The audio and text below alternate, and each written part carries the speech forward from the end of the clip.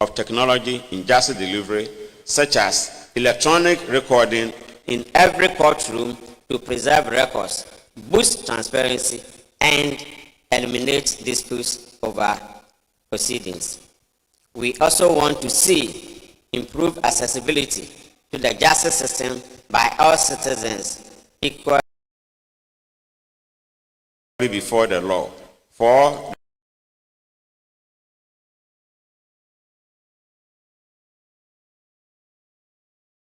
rich and poor, vulnerable and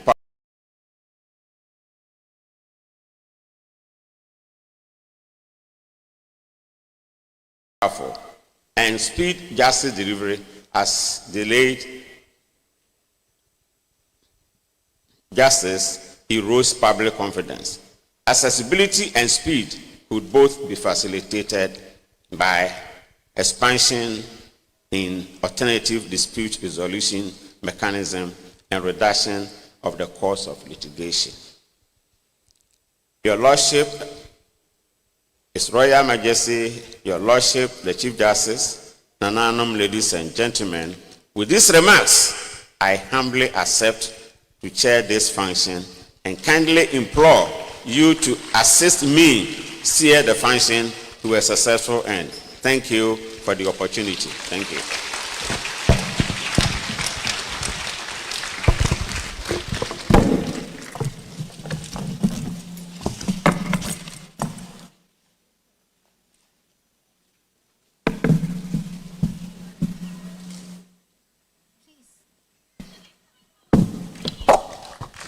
Please, I beg, we're reminded that, and distinguished guests, we are reminded that as we continue this historical celebration of the Supreme Court's 150th anniversary, we are reminded that every discussion today contributes to shaping the future of our justice system while honoring those who laid the foundation for us, our troop.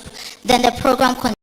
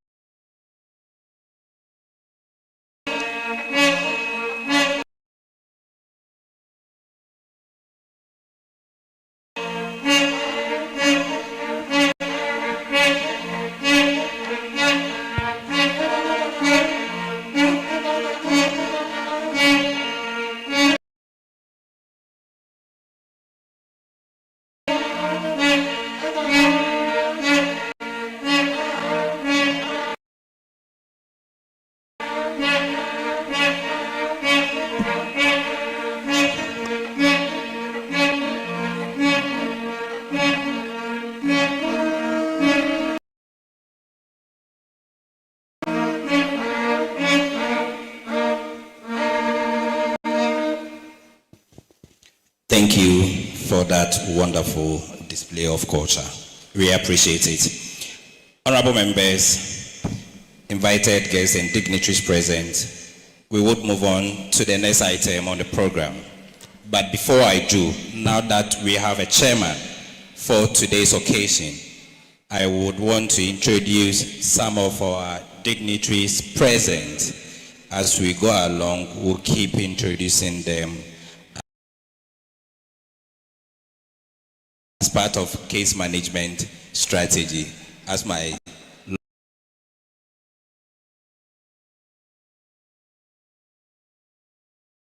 justices will always say, even though we have not filled or signed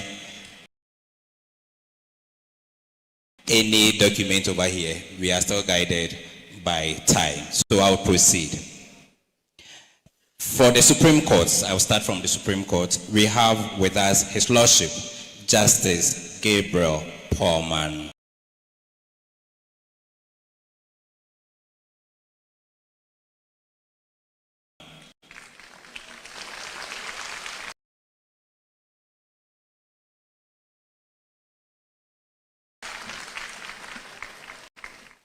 We are also blessed to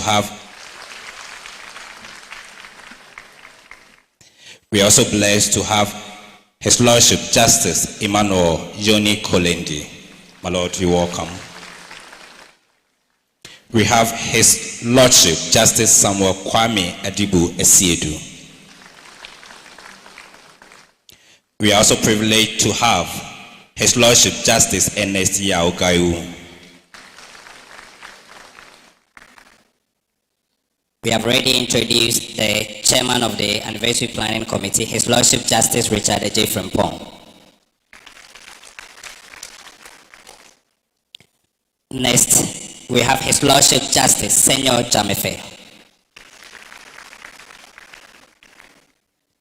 Then we have His Lordship Justice Sir Dennis Dominic Ejay.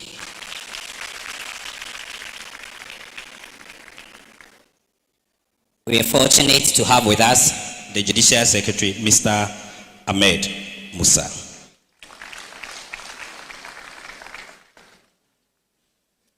We also have with us the President of the Association of Magistrates and Judges Ghana, Her Ladyship Justice Olivia Obin Owusu. We have mentioned that we have the President of the Ghana Bar Association, Mrs. Efua Gati. I am particularly excited that we are having this event here. And it is because we are talking about chieftaincy and looking back to 150 years where we are satisfied of a lot of groundbreaking achievements by our Supreme Court and the setting of records and precedents. And for this to happen in Kumasi, as the chairman said, it's not as a result of a toss of coin. It is as a result of a careful choice made upon facts that can be justified. Once we are lawyers, we always look for that, the justification. And talking about the National Bar President, it was in Kumasi that we made history, where the Ghana Bar Association had the first female president. So I think it's appropriate we do it for her again. We are to take some number of remarks. Just finished introducing the National Bar President. In line with the traditions of the Ghana Bar Association, even though she's the National President, once she has entered somebody's jurisdiction, she has to defer to the President of the region. So at this stage, may I, with respect, introduce my regional President, Mr. Kwame Osu-Setre, to give us the remarks of the bar.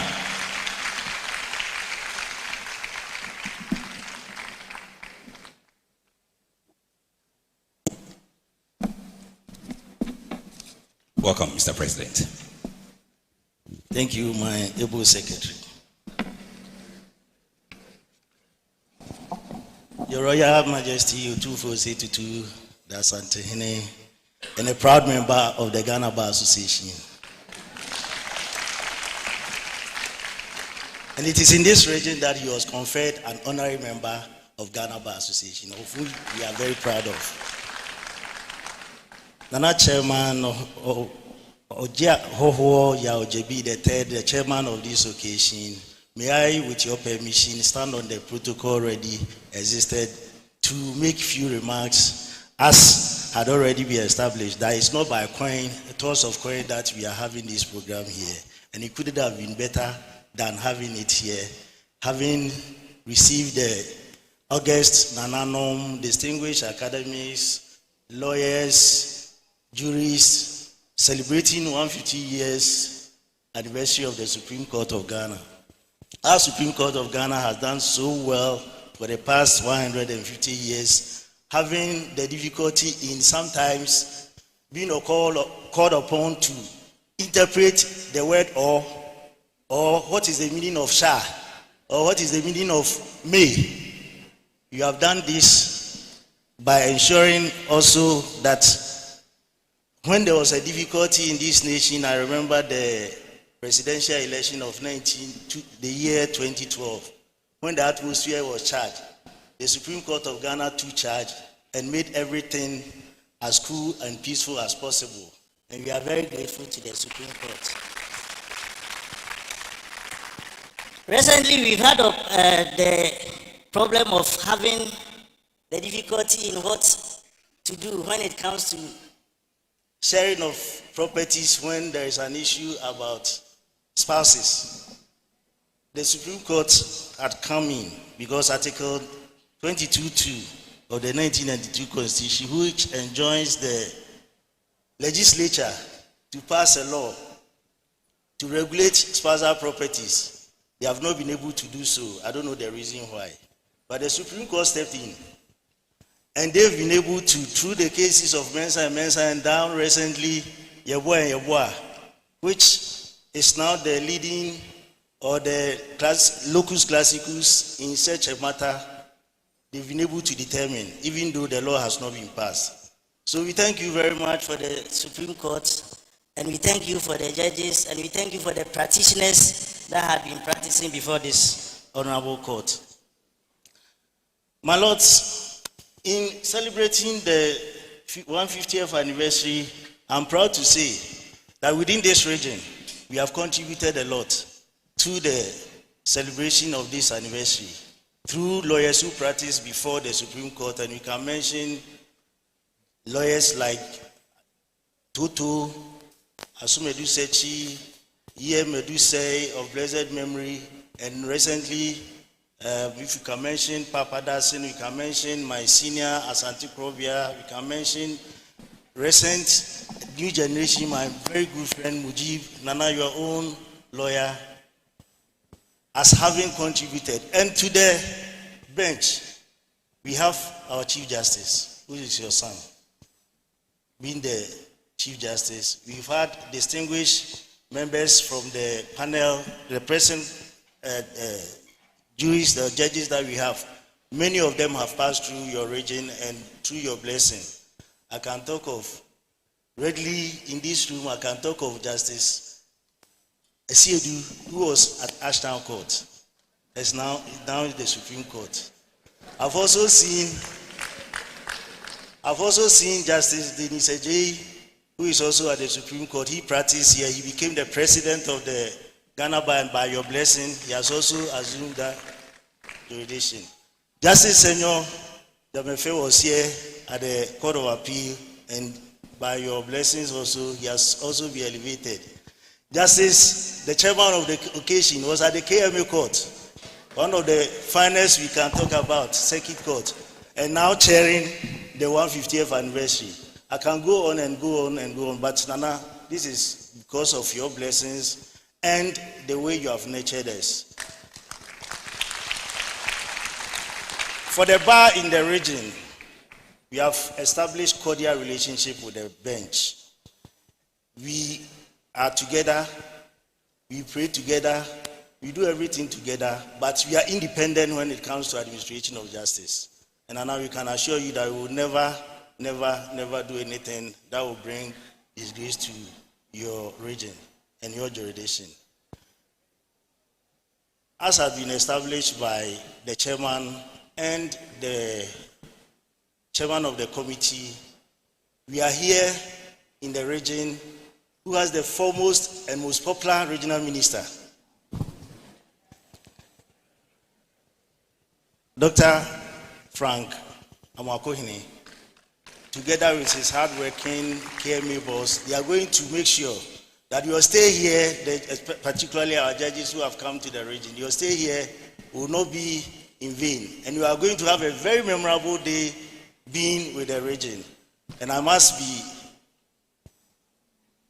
honest with you, our Chief Justice, Mrs. Hannah Taylor, has also been of good help to us, together with her team, right from the district to the High Court and the Court of Appeal, the President of the Court of Appeal.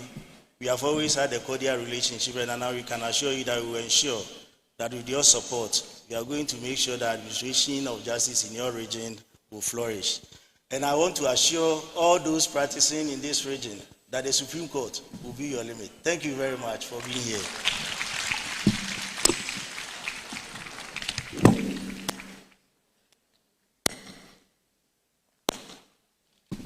Thank you, my president.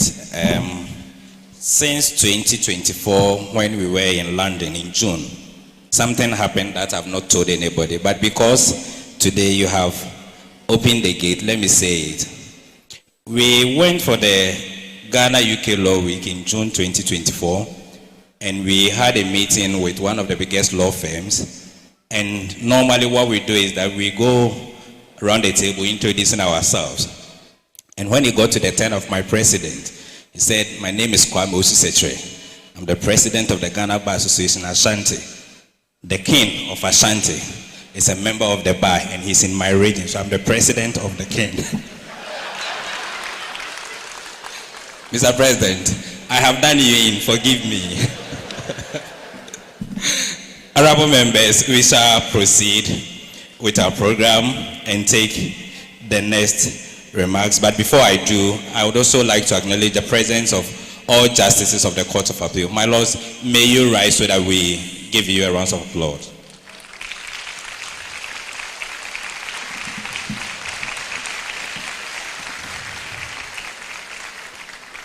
We are going to take our next remarks from the host regional minister, but I think it's appropriate that I also mention that he did not come alone. From the Ashanti Regional Coordinating Council, we have Michael Osu Amwakon Esquire, and we have the mayor of Kumasi. On the street, we call him King Zuba, but now that the king is here, I don't know whether I should still call him King. Zuba, after this program, I would find the proper terminology for you whenever the king is present. My lords, may we welcome the Ashanti Regional Minister.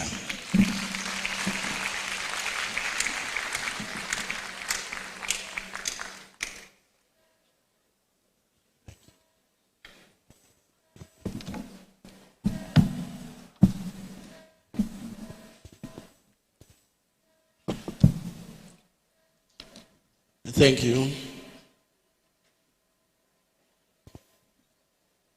My King and Your Royal Majesty Otumfuo Osei II, The Honorable Nana President Ojiahoho Yaojebi, the second President of the National House of Chiefs and Chairman for this occasion, my uncle and my lordship, the Chief Justice of the Republic of Ghana, the Judicial Secretary, Justices and Judges of the Superior and the Lower Courts, present, members of the Council of State, members of Parliament, Nananom and members of the Traditional Council, heads of state institutions and security services present, the Mayor and MMDC is here, leaders and members of the Ghana Bar, officials of the Judicial Service, distinguished invited guests, friends from the media, ladies and gentlemen, good morning to you all.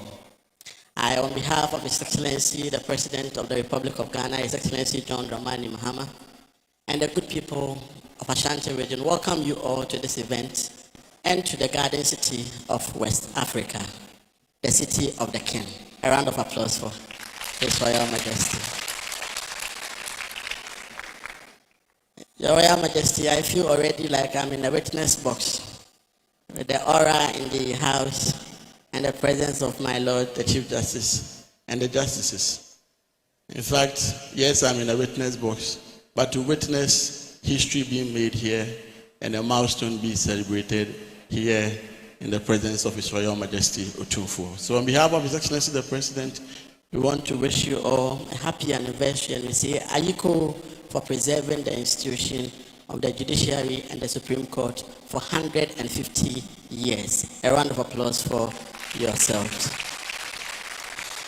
This celebration is not just a passage of time, it is a celebration of our sacred national inheritance, carefully passed through dedication, wisdom, and the courage of generations of judges, magistrates, lawyers, and court officials who refused to allow justice to yield to fear, who refused to allow justice to yield to power or political expediency. They handed to us not merely an institution, but a legacy built on an enduring principle of fairness, integrity, accountability, and the rule of law. Every generation has a responsibility to preserve and strengthen the institutions that are bequeathed to it. Today, we honor the remarkable sacrifices of those who came before us, whilst reaffirming our collective duty to leave behind a judiciary that is even stronger, a judiciary that is more accessible, more efficient, and more trusted than the one we inherited. So on behalf of His Excellency the President, once again, we want to pledge, on behalf of the executive, that we do support and we are available to help in promoting, saving, and upholding the values as stated above. The importance of justices and the judiciary is not merely rooted in our constitutional democracy, but also deeply embedded in Scripture. Throughout the Bible, judges were appointed by God Himself to uphold righteousness, to protect the vulnerable, and to ensure that justice prevails over oppression. Moses is an example of a leader who appointed justices to judge amongst the people and ensure that the oppressed is liberated. Deborah, a strong female, stood in herself as a judge. Samuel also served as a judge and traveled throughout the lands to ensure that justice reached every community. These examples remind us that the highest calling of every judge is not merely to interpret the law, but to become the voice of a voice of fairness, a voice for the powerless, and the hope for the oppressed, and also the guardian of truth. That timeless responsibility remains just as relevant today. So whilst we proudly celebrate this remarkable legacy, we equally recognize that the pursuit of justice is a continuous journey of renewal. The expectation of every citizen of Ghana keeps evolving, and so should our institutions must evolve in line with those aspirations. We commend the Judicial Service for your significant progress made over the years in digitalizing in your e-justice initiatives, specialized courts, the improved case management systems, and the growing use of alternative dispute resolution. These reforms have enhanced efficiency, they have reduced procedural bottlenecks, and have expanded access to our judicial system to many Ghanaians.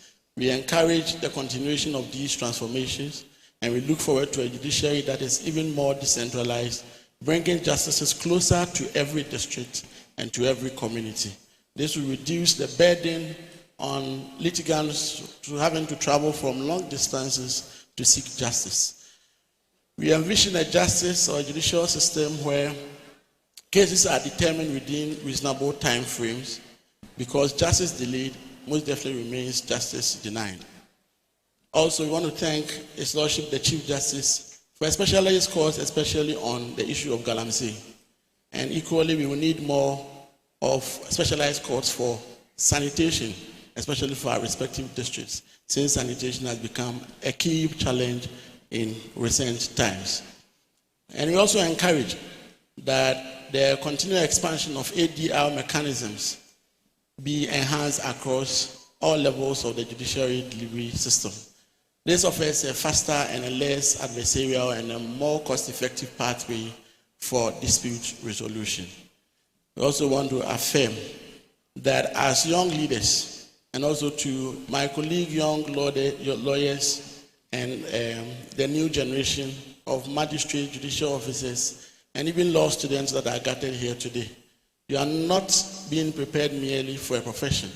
You are being prepared to become a custodian of Ghana's constitutional heritage. The next chapter of our judiciary will not be written by the buildings and the technology alone, but by the men and the women whose integrity cannot be purchased, whose independence cannot be compromised, and whose commitment to justice will remain unwavering. The nation will judge the strength of our democracy not only by the laws we enact, but by the courage with which these laws are applied equally to the rich, to the poor, to the influential, and to the ordinary citizens alike. Your Royal Majesty, in conclusion, as we celebrate our 150 years of the Supreme Court in Ghana, let us renew our covenant with justice. Let us preserve the noble legacy handed over by those who came before us. Let us build a judiciary that remains fearless in defending our constitution. Let us build a judiciary that is compassionate in protecting the vulnerable. swift in delivering justice, and unwavering in safeguarding the rights and the freedom of every Ghanaian. May future generations look back at our time and say that we did it not merely by celebrating history, but we equally strengthened it. On behalf of His Excellency, the President and good people of Ashanti region, we wish you once again a happy anniversary, and we say Ayiko to you all.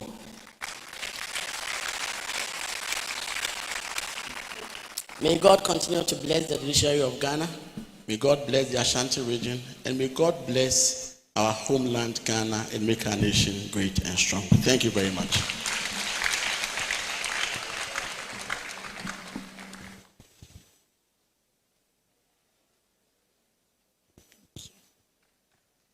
Please, a big round of applause. Thank you very much to the Regional Minister of Ashanti Region.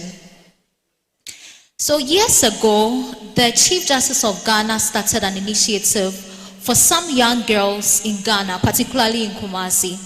And these are young girls we picked from the streets, some as kayayos, some as hawkers, who had no direction for their lives. And through the mentorship program, about 2 years ago, the president of the club graduated from Accra Technical University. I think the Chief Justice deserves a round of applause.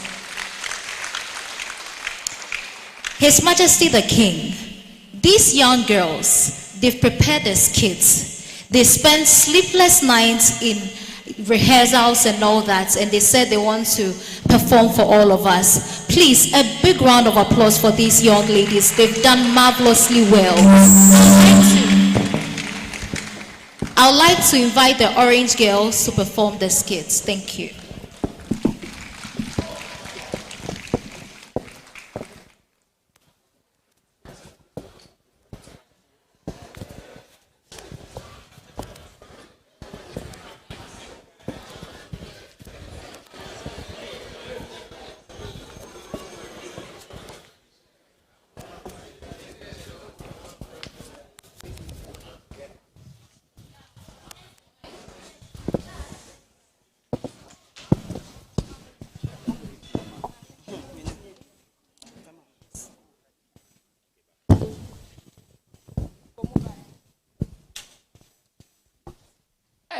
My bro. Hey, Minia. Hey, now where? Na me adumo na Biaboko. Hey, now what's the aba? Hey, they ba asem na aba. Hey, onim say ohene kwa ekura. Ente say be say ohene foforo. Ente say ohun say kojo na o say di ni si akunya no so. Kojo ben nti ade amankwa ye nyina mu hu ye. Enti amankwa wa ye den. Enti amankwa eden na wa ye ko man se mu bu amankwa di sa. Nti di amankwa mbeka se mu. Amankwa wa anye hwe se kojo won na ye di hwe ofie won na se fata akunya no. Enti won na o se di ni si o. Be de me no nya adu wo de hwe ebusia fie a wo beti ase. Ye onyankopon fa ye nkodru.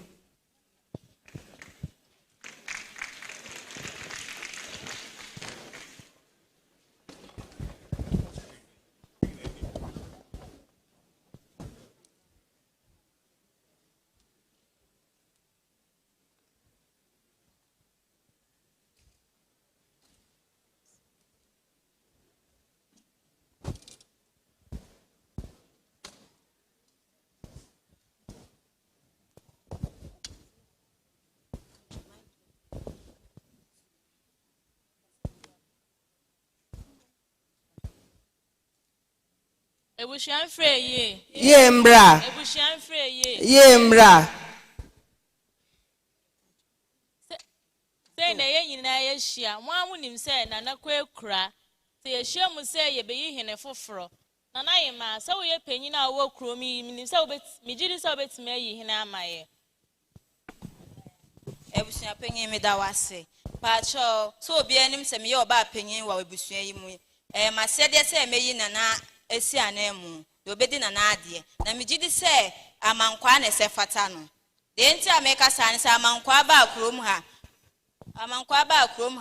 onna di mpuntu juma bebre aba akwan nyina wonna Pacho na na yema mentwawa no me pacho kojo na wo se wodi ade no na yema nkasa nwi ma nya butre na menkasa amankwa ba ko ma wonna eyi akwan nsuo wonna eye bibia mpuntu juma bia amankwa na eye kojo wo hoi na juma enso ani kakra na oye ontimi ma mpuntu makro yi mu nana yema eno mo wa onim se kojo na aju no so se yeso odi ade o ji amankwa di ade a eyeye na so kojo na edi ade ana nana yema denta meka sa ne se kojo na juma na enso de ontimi ma mpuntu makro yi so kojo na aju na so se yeso odi ade pacho mentwawa no kojo wona edi show krum ha wona wo se wodi ade no wona adru so Andrew amankwa so nana ebo aha yedi nana eba nana ebo nana Clapton nana Zonto nana eba aha yedi nana ebo aha yedi sumai na odi kro no so no obe kire nana dia wo so odi ahenie no munyedi na muntie dia obedi ahenie no nana boko nana bre nana boko sumani di nana ekwa abusuanum yanhwe dia obedi hene sumani di ne ekwa abusuanum yanhwe dia obedi hene sumani kaso nana kaso sumani kasa sumani se ha anya ha sumani se anya abusua we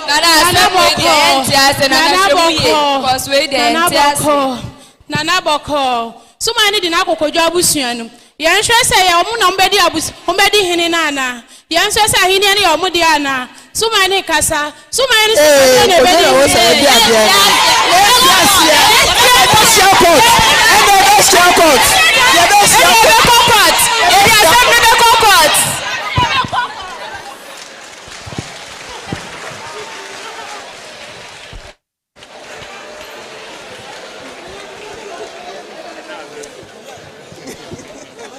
The family is divided as to who is the proper person to succeed the chief. The case has traveled from the Judicial Committee of the Traditional Council to the National House of Chiefs. The appellant has filed an appeal at the Supreme Court of Ghana.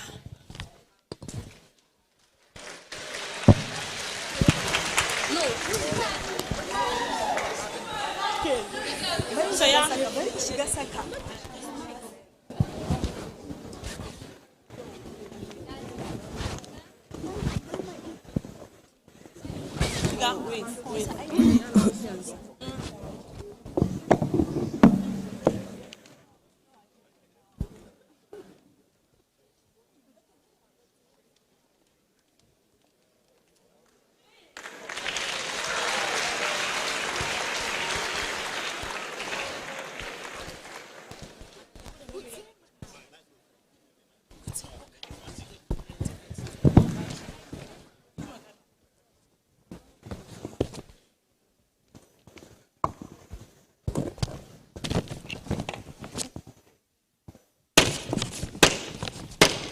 All right. Their Ladyship, Justices of the Supreme Court of Ghana, is sitting.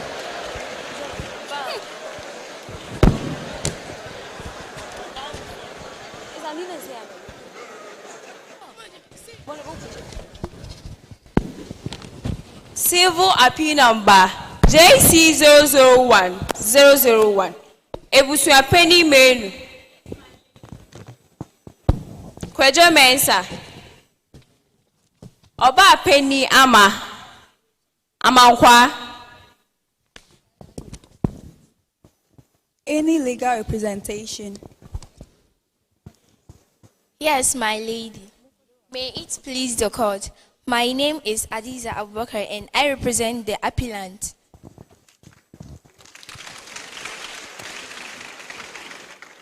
My name is Joeria Faisal and I represent the respondents. Counsel for the appellant. My ladies, this case concerns the rightful succession to the Abua Mines to Chieftaincy according to the 1992 Constitution is the institution of chiefs and queen mothers recognized under customary law.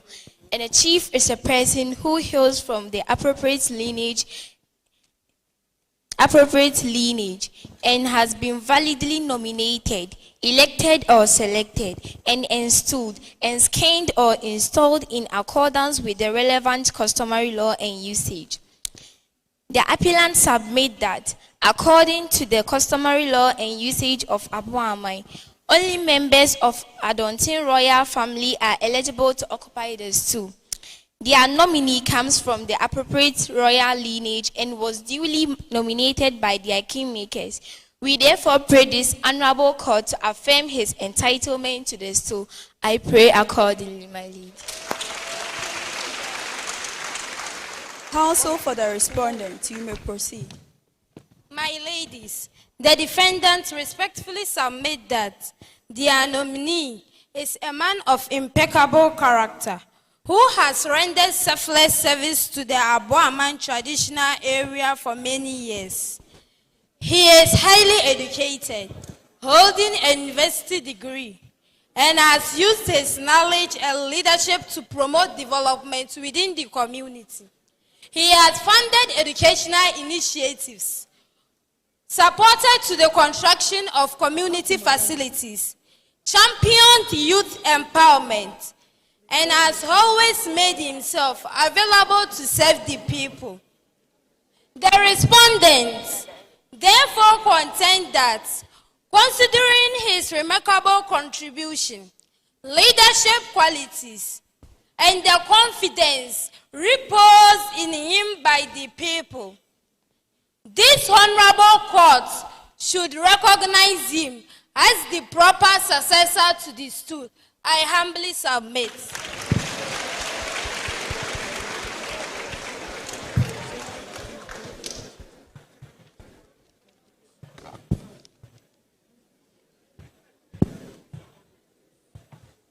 Having considered the submission before us, this court is guided by the Constitution of the Republic of Ghana, Article 277, defines a chief as a person who hails from the appropriate family and lineage, has been validly nominated, elected or selected, and installed, skinned or installed as a chief or a queen mother in accordance with the relevant customary law and usage. The Constitution therefore recognizes that the office of a chief is determined by customary law, not popularity, wealth, influence, or personal preference. The evidence before this court established that Family A is the appropriate family lineage to nominate a successor. The court further finds that while the chief priest performs an important customary and spiritual function, he does not possess the exclusive authority to appoint a chief. Accordingly, judgment is entered for the appellant.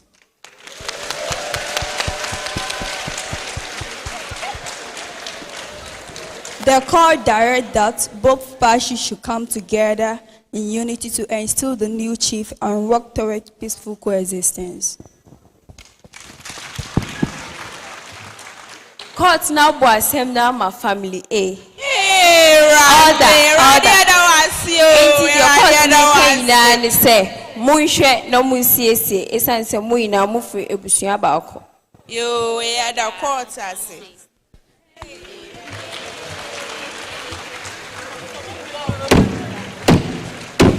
All right.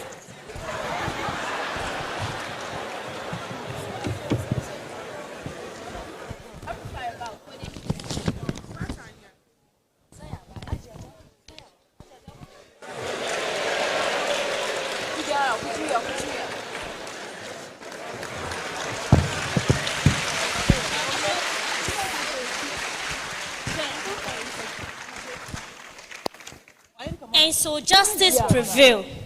The family embraced each other and the rightful chief was installed.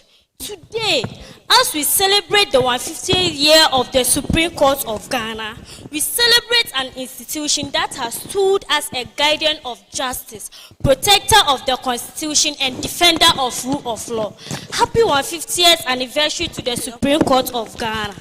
Long live chieftaincy, long live justice, long live the Constitution, long live Ghana.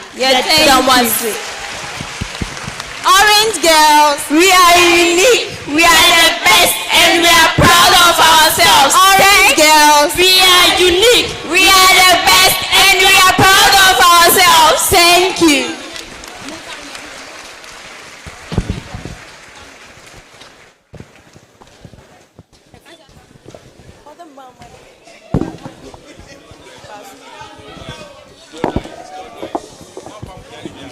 Please, let's do it for them again. That was a wonderful performance. A proper demonstration of courtroom practice. I am highly impressed and I am assured that the future is safe. Well done.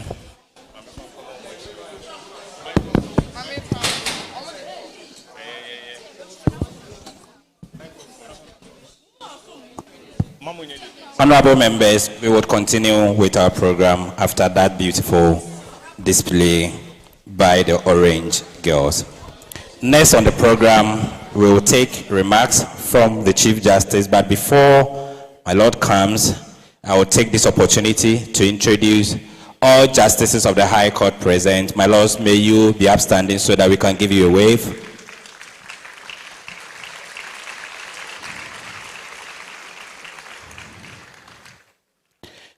The courts do not work just by judges. Judges work with staff. So in appreciating our judges, it is only fair and proper that we also appreciate our judicial service staff. And today being a biggest event like this, the staff could not have come alone without their president. With respect and rounds of applause, shall we give it for Mr. Samuel Afote Otu, President of JUSAG, and a member of the Judicial Council of Ghana. We have other directors and staff of the Judicial Service of Ghana present. Can you rise so that we wave you? All Judicial Service staff. Wow, that's encouraging. Thank you so much for supporting this event with ushering and your attendance. We are also fortunate to have with us members of the Regional Security Council. All RECSEC members present, shall we see and welcome you. All other members from the security agencies, you are duly acknowledged. With a round of applause, shall we welcome the Chief Justice for his remarks.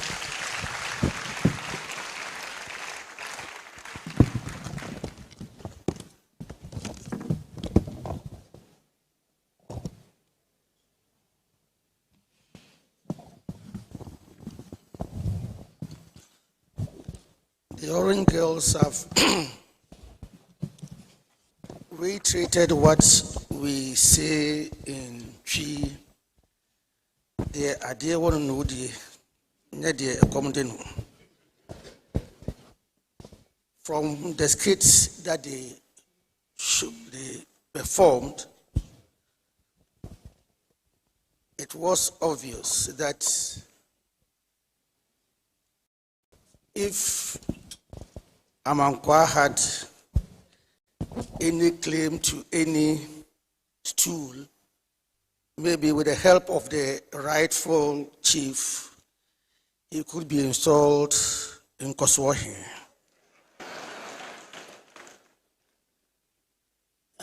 For somebody who has brought Impuntu to the nation or the community, if the community recognizes that what we give you is in Koswahini or in Koswahima, not the Omahini or the chief of the town, you have to come from a proper lineage to assume the position of a chief.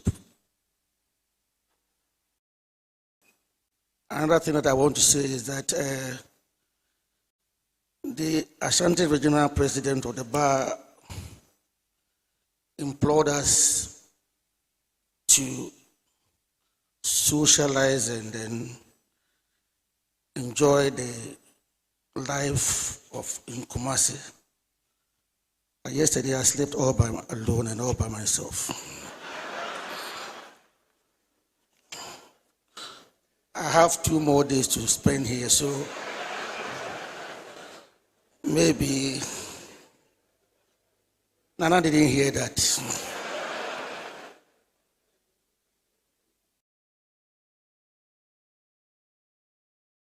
Your Royal Majesty,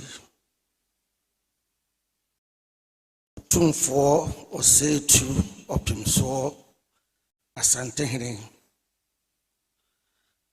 the Honorable Chairperson,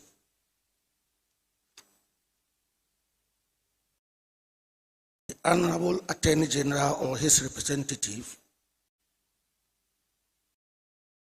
the President of the Ghana Bar Association, Mrs. Ifwagati, my lords and ladies, justices of the Superior Courts, may I specifically also mention the Lordship Justice Ejay Frimpong of the Supreme Court and Chairman of the Planning Committee of the Supreme Court at 150, and members of the Planning Committee. The Honorable Regional Minister, Dr. Frank Amwakohene, the President of the Ashanti Regional Bar, Mr. Kwame Owusu-Tekyere, Nananom, distinguished traditional leaders, members of the bench and bar, members of the academia, distinguished members of the security services and the RegSec, members of the media, ladies and gentlemen, good afternoon. Your Majesty, some places call us to speak. Others call us to remember. But Menshia asked us to do both. Because Menshia is not merely a palace. It is a living archive of our people's memory. Its walls have witnessed generations come and go. They have seen triumph and sorrow, conflict and reconciliation, and those quiet moments when history turned on the wisdom of those entrusted with leadership. Here, yesterday is never entirely gone. It walks gently beside today and whispers to tomorrow. That is why it feels deeply fitting that as we mark 150 years of the Supreme Court of Ghana, one of our first major reflections should take place right here, not in a courtroom, but at Menshia Palace.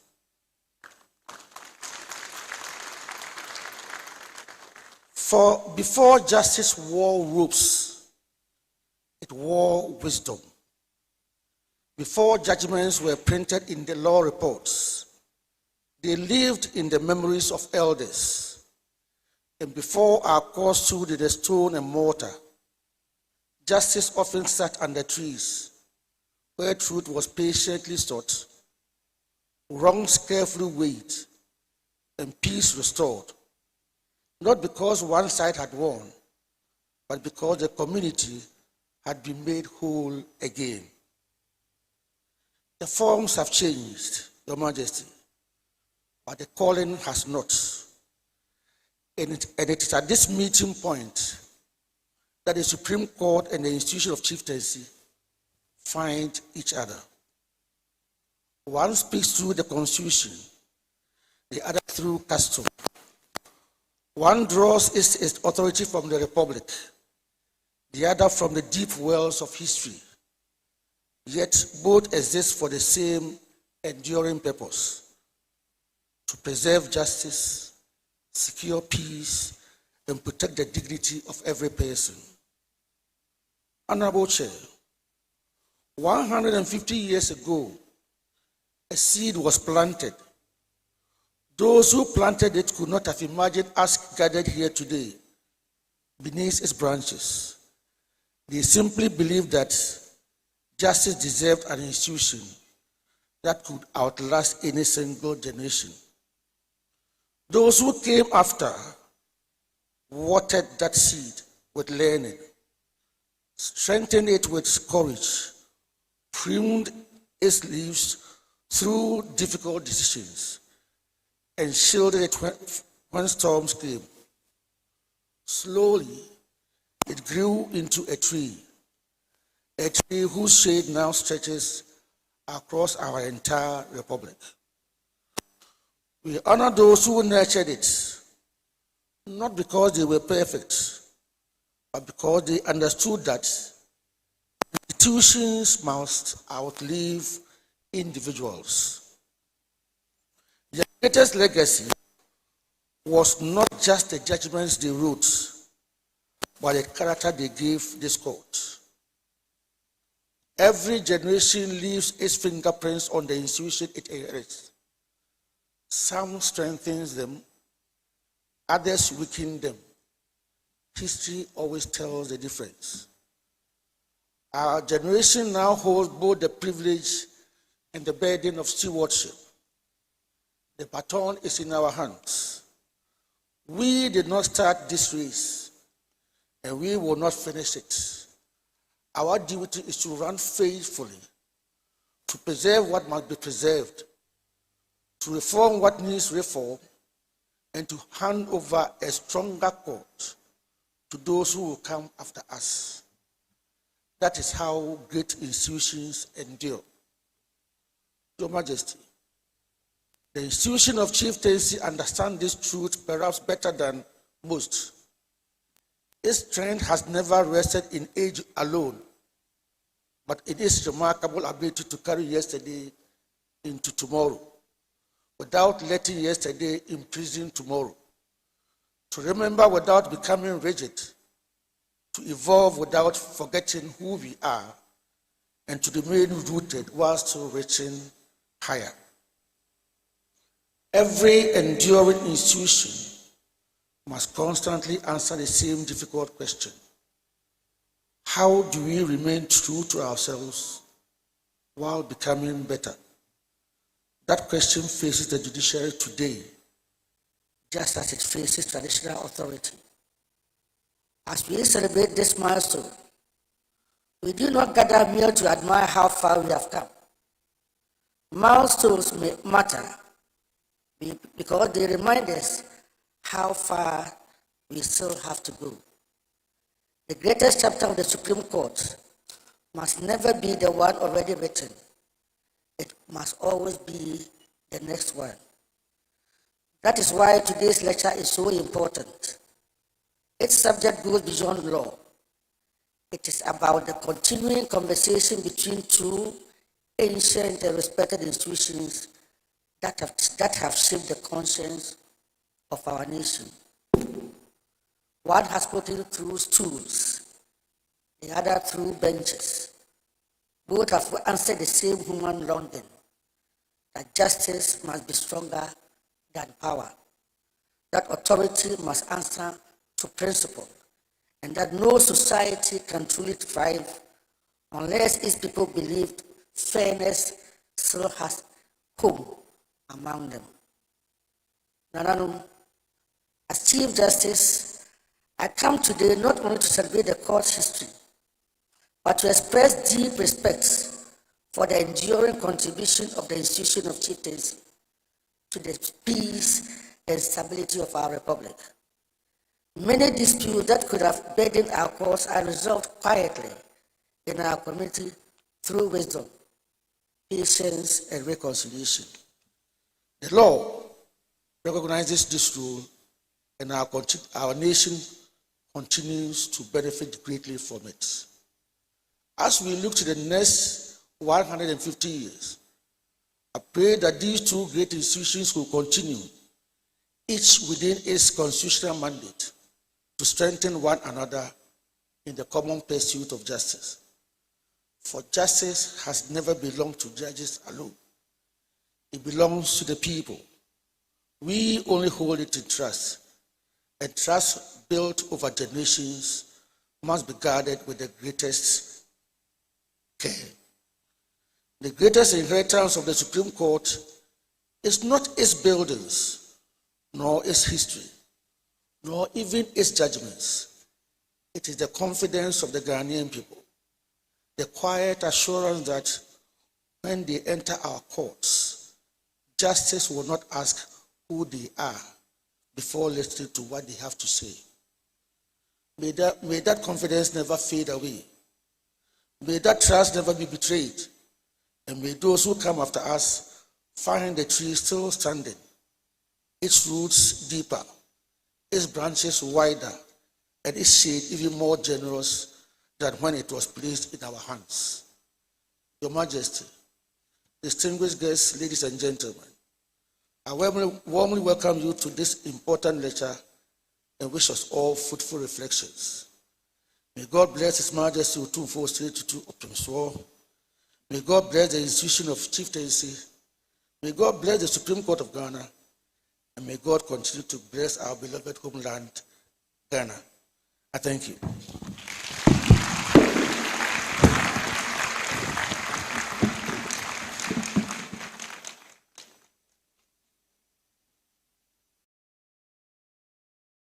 Very much.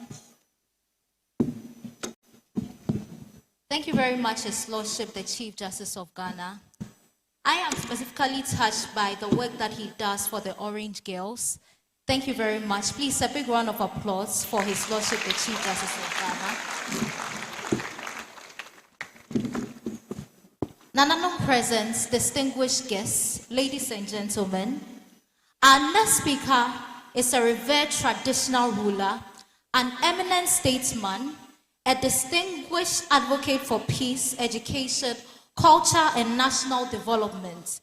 Through his visionary leadership, he has not only advanced the progress of the Asante man, but he has made an enduring contribution to the growth and unity of our nation.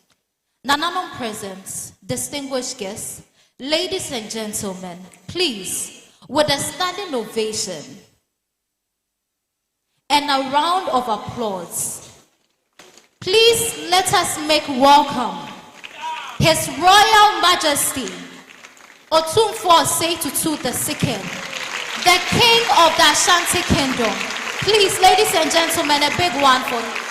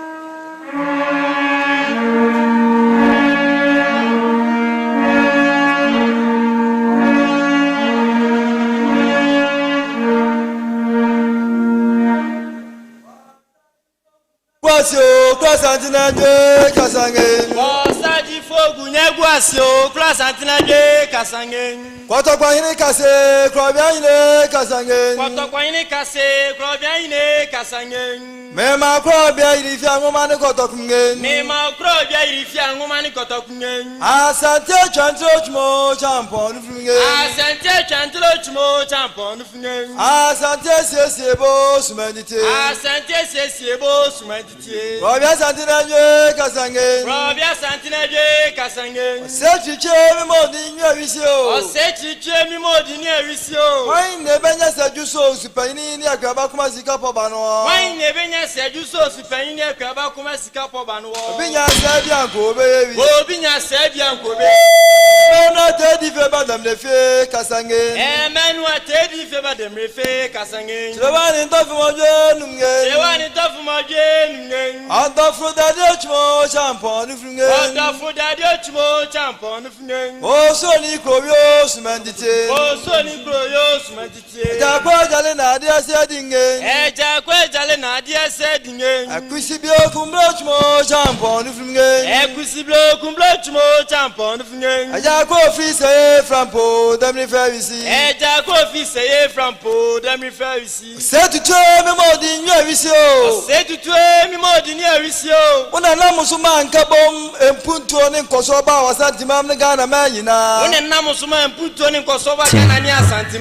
Obinya Sabianko baby. Obinya Sabianko baby. Blagwa Bakaina ne from po dem referisi. Blagwa Bakaina ne from po dem referisi. Ema Dabindo na kwa yadungen.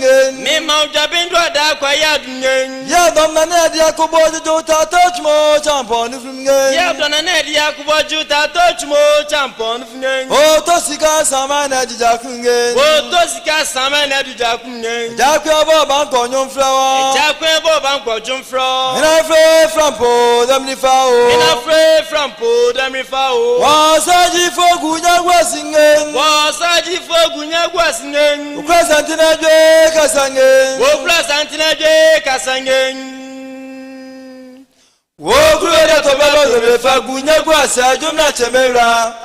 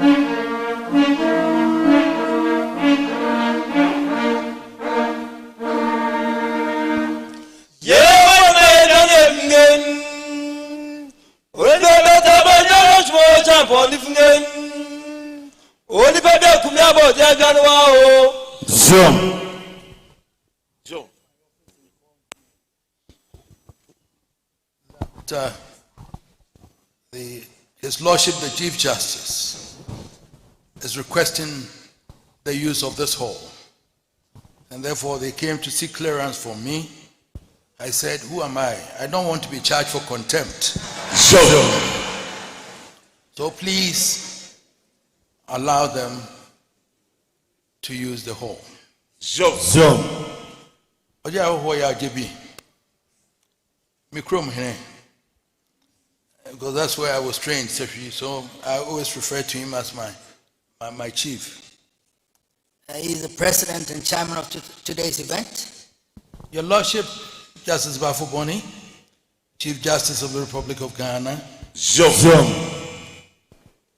Nananum, Nanan Mahima, venerable members of the bar and bench, Excellencies, cherished citizens of our dear country, Ghana, ladies and gentlemen. I'm deeply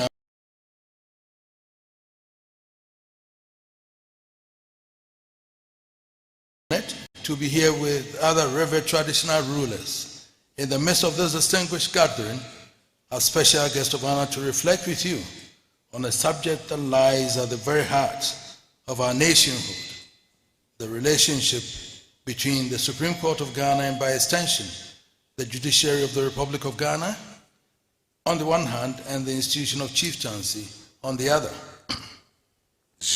On my part, my Lord, and I believe I speak for all of us, the theme for the anniversary, honoring the past, celebrating the present and defining the future, is eminently apt. Equally, the topic of today's lecture, the Supreme Court and the institution of chieftaincy, is particularly opposite. It is modern, born of constitutional and other legal design. Together, we have shaped the character of our nation's legal and cultural identity. Long before the colonial courtroom was built, as the Chief Justice intimated, the institution of chieftaincy stood as a principal organ of governance, justice, and social order among our peoples. The chief was and remains the supreme priest, judge, custodian of land, and symbol of the continuity between the living, the dead, and the yet unborn. Zone. Disputes were settled beneath the great tree, before the stool or the skin, through processes that prize reconciliation over retribution and community harmony over the vindication of narrow legal rights. Zone. The advent of colonial rule introduced a second parallel stream of authority, the English common law and its hierarchy of courts, with the Supreme Court eventually becoming the apex. For much of our colonial history, these two streams often ran uneasily alongside one another. Chieftaincy was at various turns courted and co-opted through indirect rule. Yet it also had its judicial functions curtailed and its authority made to answer to a foreign sovereign and foreign law. Sure. Independence in 1957 did not resolve this tension so much as inherited. Successive constitutions grappled, sometimes uncertainly, with where chieftaincy properly belonged within a modern constitutional order. Sure. It is a matter of record that chieftaincy has, at different moments in our post-independent history, been sidelined by political actors who saw it as a rival center of authority. For instance, laws were enacted to de-recognize persons who, under customary law and usage, had been installed as chiefs. In the same vein, enactments were made to recognize persons as chiefs when they were not, by customary law and usage, qualified as such. Yet, chieftaincy has endured precisely because it commands legitimacy that no statute alone can confer. Sure. The 1992 Constitution marks the decisive turning point in this long history.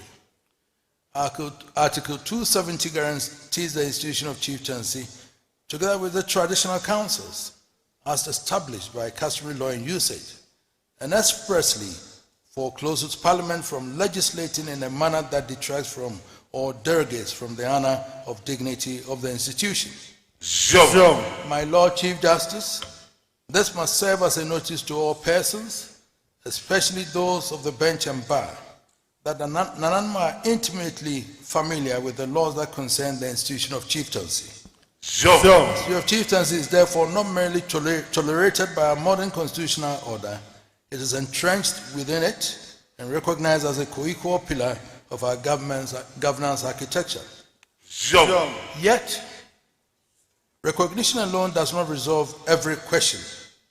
It has fallen to the traditional councils, judicial committees of the Houses of Chiefs, and ultimately to the Supreme Court to give that recognition practical content. Sure. The Supreme Court has, over the decades, developed a substantial and increasingly sophisticated jurisprudence on chieftaincy matters, determining the boundaries of the exclusive jurisdiction of the judicial committees under Articles 273 and 274, the Chieftaincy Act, the relevant regulations and other related legal frameworks, adjudicating vexed questions of stool and skin succession, and referring the perennial disputes over stool lands to which our courts continue to devote considerable attention. Sure. In this role, the Supreme Court has acted not as a rival to Nananum, but at its best as a steadying institutional partner, a forum of last resort where the ancient wisdom of custom is tested against and reconciled with the values of our written constitution and other laws, including due process, non-discrimination, and the rule of law. Sure. Where custom is unclear, contested, or has evolved with the community that lives by it, the court has increasingly recognized its own institutional humility, deferring to those who lived and inherited knowledge of the custom in question, while standing ready to intervene where fundamental rights are genuinely at stake. Sure. We must be candid, though, about the strains in this relationship. Delays in resolving chieftaincy disputes, some spanning generations, have at times undermined public confidence and left communities without settled leadership for unconscionably long periods. Overlapping and occasionally uncertain jurisdictional lines between regular courts and the judicial committees continue to generate satellite litigation. These are not indictments of other institutions. They are the honest growing pains of two systems of authority still learning fully to speak one constitutional language. But I'm sure my Lord Chief Justice would agree with me that from Asanteman we are not overburdening you with chieftaincy issues at the Supreme Court because we're able to resolve them here amicably and everything is fine. So your workload from Asanteman, let us do it, and then the others were confused.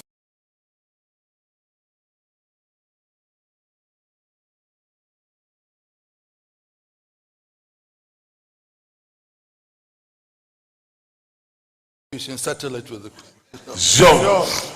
And yet, ladies and gentlemen, today is rightly a day of celebration.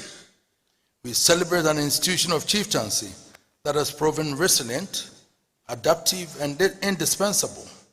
The custodian of land and culture, the first responder in community development, and the moral voice invoked in seasons of national crisis.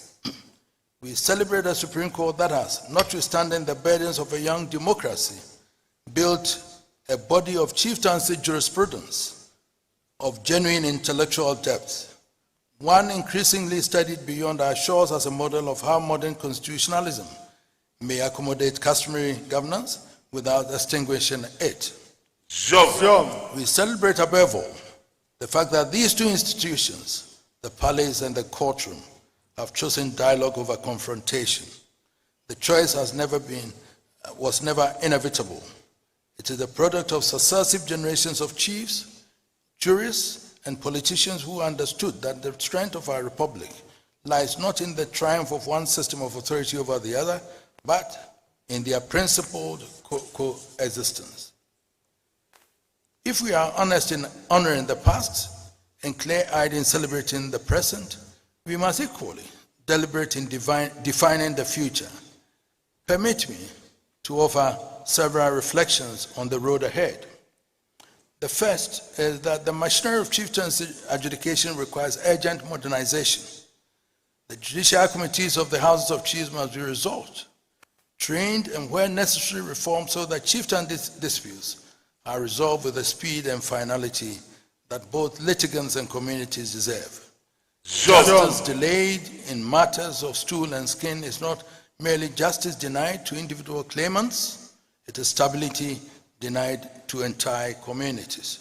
Second, greater doctrinal clarity is needed on the precise boundaries between the exclusive jurisdiction of the judicial committees and the jurisdiction of the regular courts, particularly the superior court's supervisory and appellate roles. Continued dialogue between the bench bar and the House of Chiefs of the kind this very occasion exemplifies is essential to that clarity. And three, in Ghana, the final stages of process involved in the making of a chief is the process of registration of the name of the said chief in the National Register of Chiefs.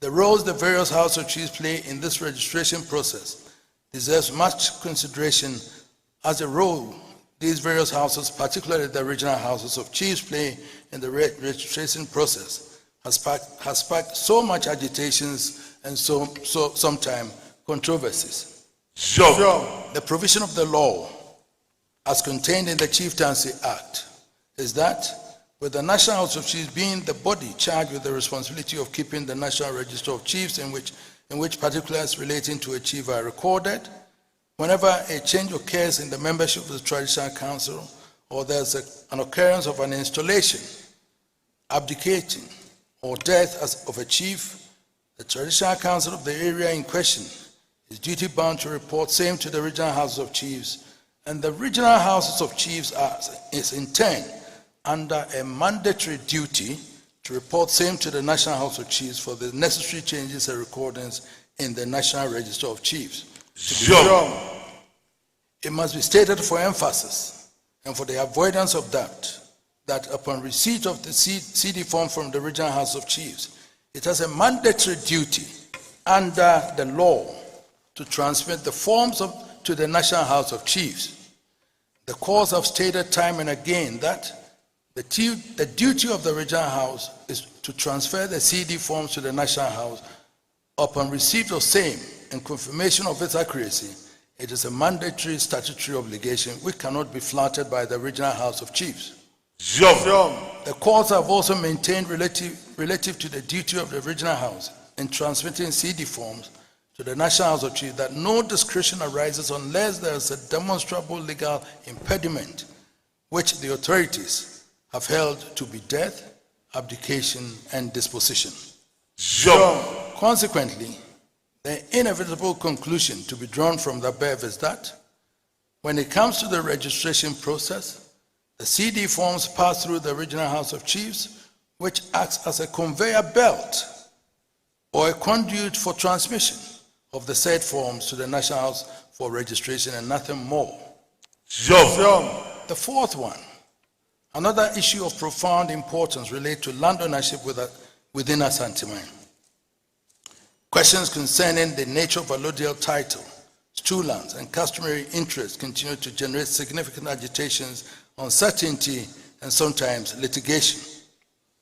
And I had the occasion to comment when I was at KNUST, where those lands have been bequeathed to the university, demarcated by my predecessor, who then was a surveyor before he became the Asantehene. And that was a barter trade between us and Osagyefo Kwame Nkrumah to establish that school for us. Some people have the irk and impudence from family heads or something to go and take it to court to ask for 1,000 and something acres of that school land. And with all due respect, my learned friends, some people also followed that. I believe that is wrong. First and foremost, it is imperative to state for emphasis that in Asante Mine, allodial ownership of land vests in the stools who hold same in trust for the golden stool. There are no family allodial lands in Asante. Therefore, families and individuals cannot hold leasehold, can only hold leasehold or usufructory interest in lands in Ashanti, but never allodial interest in or title. Thus, if a person, a group of persons or family claims usufructory interest in land in Ashanti, same should be traceable to a stool, and that person, group of persons or family should be able to show at least a distinctive customary function that the idiom of customs and lineage, yet both ultimately in service of same Ghanaian people. The past has tested this relationship, the present affirms it, and the future, if we are deliberate in building it as our ancestors and founders were in laying its foundation, promises an even more mature and productive partnership within the palace and the courtroom. I thank my Lord the Chief Justice for the honor done me in staging this celebration here in Kumasi, which I felt I didn't want any contempt, and so please come. I salute Nananom present with us today. I salute my lords of the bench and my dear brothers and sisters, the learned friends of the bar. I have the honor, and my wife too also, but when we are in the room, I speak law. I think in practice, Nananom also qualified to be referred to as learned as well. So, Mr. President of the bar, maybe, Madam President, maybe you will think about it. But I will caution not for them to use it for any wrongdoing. And I wish this occasion and the enduring institutions that celebrates long life and continued distinction. Long live the institution of chieftaincy. Long live the Supreme Court of Ghana. Long live our republic. Thank you, and God bless us all.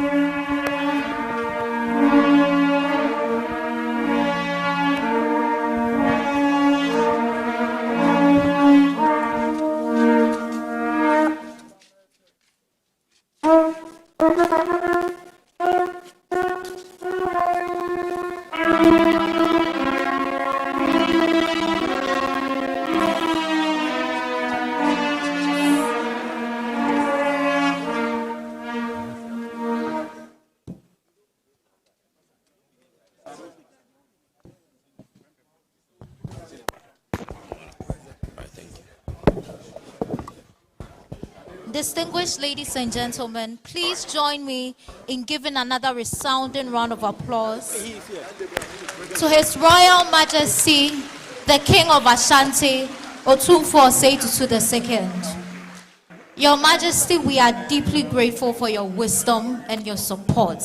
Thank you very much.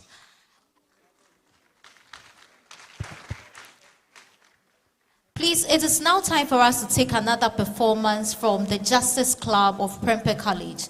Please, a round of applause for them.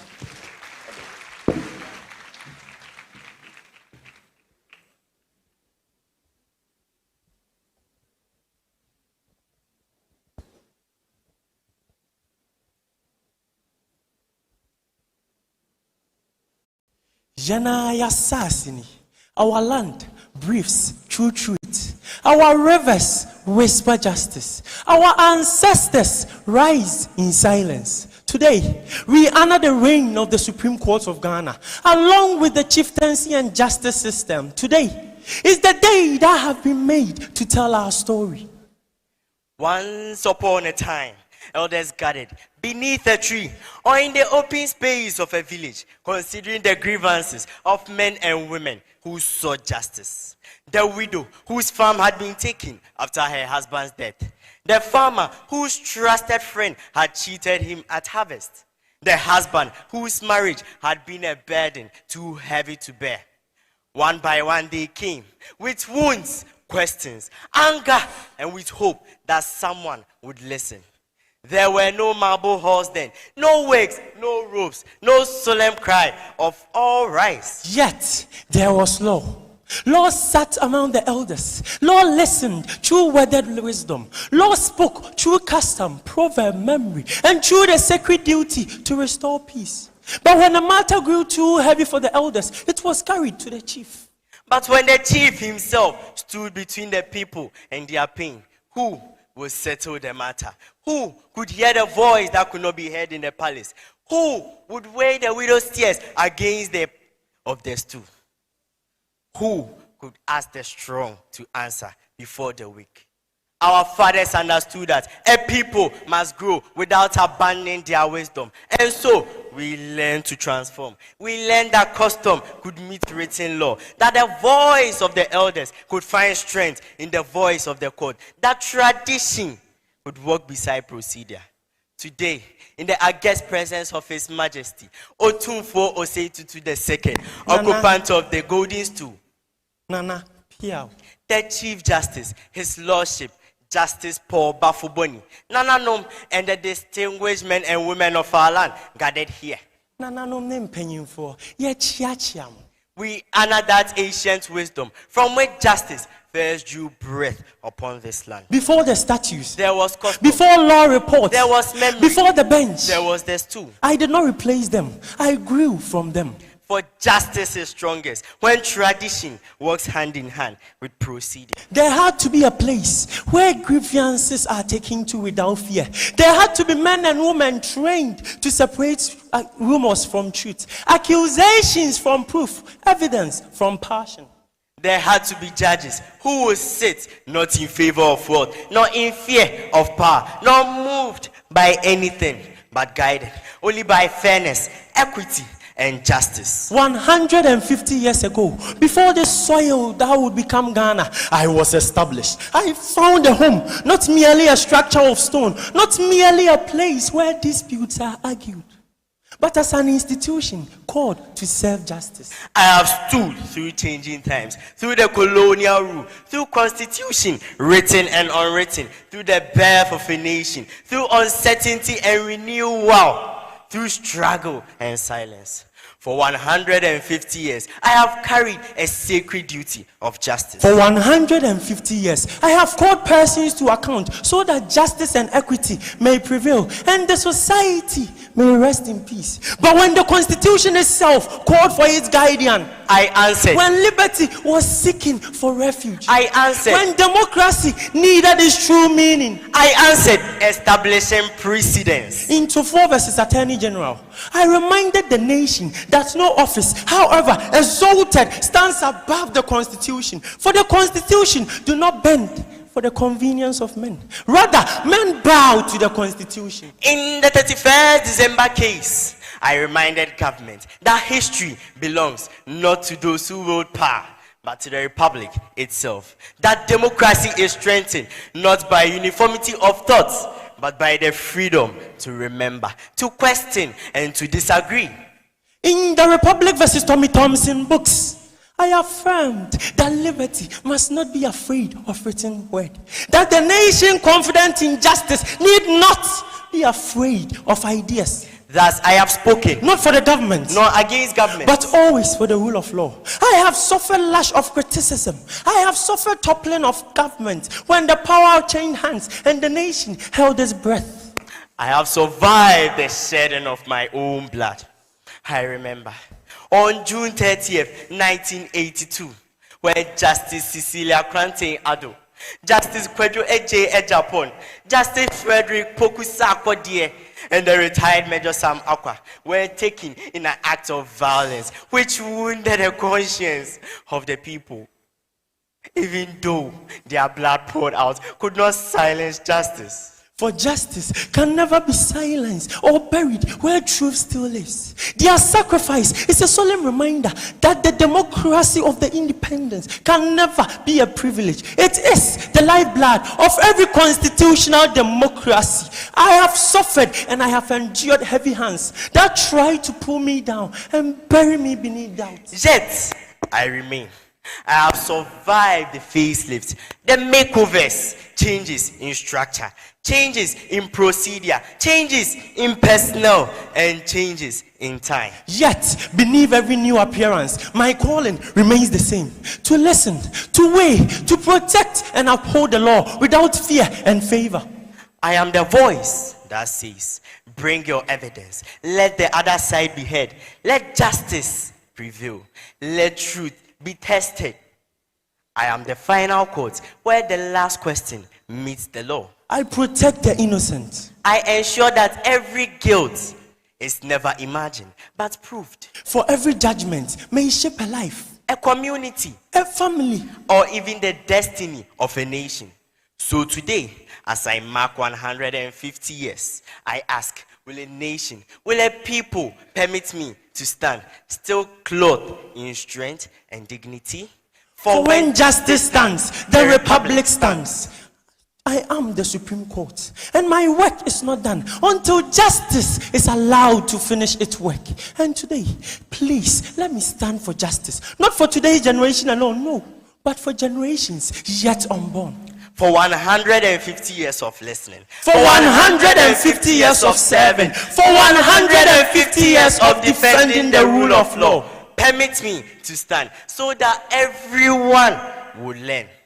The judges, the leaders, the ordinary citizens. Let justice stand. Let justice speak. Let justice live. Today, as we celebrate 150 years, we say, Ayiko to the guardian of the Constitution. Ayiko to the keepers of truth. Ayiko to 150 years of the Supreme Court of Ghana.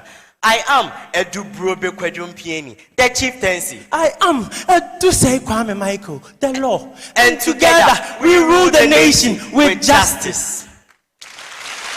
Thank you.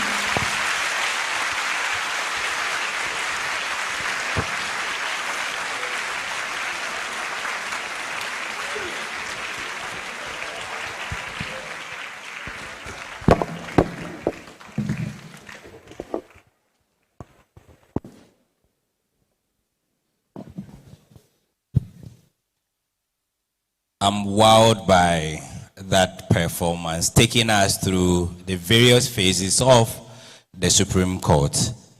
Thank you to our honorable students from Prempeh College. Lawyer Silas Kwekuyebua Akuwa, thank you for assisting them. Teachers of the school, thank you for putting this together. We truly appreciate what you have done. We will take the next event, but before that, shall I take this opportunity to acknowledge the presence of judges and magistrates of the lower courts. My lords, if you are here, shall we see you on your feet so that we can welcome you. They are all judges and magistrates of the lower courts, that is the district courts and the circuit court. Thank you for honoring this event with your massive presence. I would also take this opportunity to humbly acknowledge the presence of Nananom Yamama Kwaba, Yadamasenso. Then my colleagues at the bar, Asante Bar, you always do it and you make it great. My Lord, the Chief Justice, I have been told by my members and authorized to make an invitation to treat. This is not an offer. They just indicated to me that in 2024, they hosted a national bar for the conference and it was excellent. And as you can see, I am not sure we have had this attendance at any of the events since we started the 150th anniversary of the Supreme Court. We are just indicating to you that we are ready to host the judges. So if it is possible, let us have the Judges and Magistrates Conference in Ashanti region. This is an invitation to treat, it's not an offer.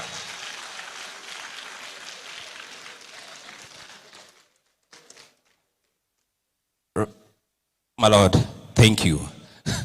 I have given Asida, so you know it's sealed. Respectfully, honorable members of the Greater Ashanti Bar, shall we see on your face so that we can welcome you? Ashanti Bar is the best regional bar in the whole of the Commonwealth. It's confirmed. Thank you. We are gathered here to celebrate the 150th anniversary of the Supreme Court, but we are in Kumasi for a reason, and the reason is that for today, we are not just celebrating the Supreme Court, we are celebrating the institution of chieftaincy. And you don't talk of chieftaincy without mentioning Kumasi. One thing that is clear is that if everything has the national office in Accra, when it comes to culture and the National House of Chiefs, we have the national offices in Kumasi. That is an admission that Kumasi is the headquarters for culture and chieftaincy. Let's give it up to ourselves for that. For the next 45 minutes, we are going to have a lecture on the topic that we all know and have gathered here for. I have a very beautiful lady, a member of the Ashanti Bar, who is ready and willing to introduce our speaker to us.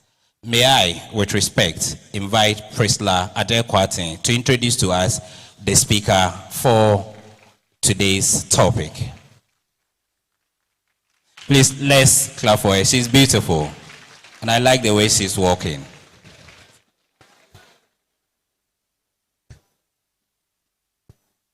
Welcome.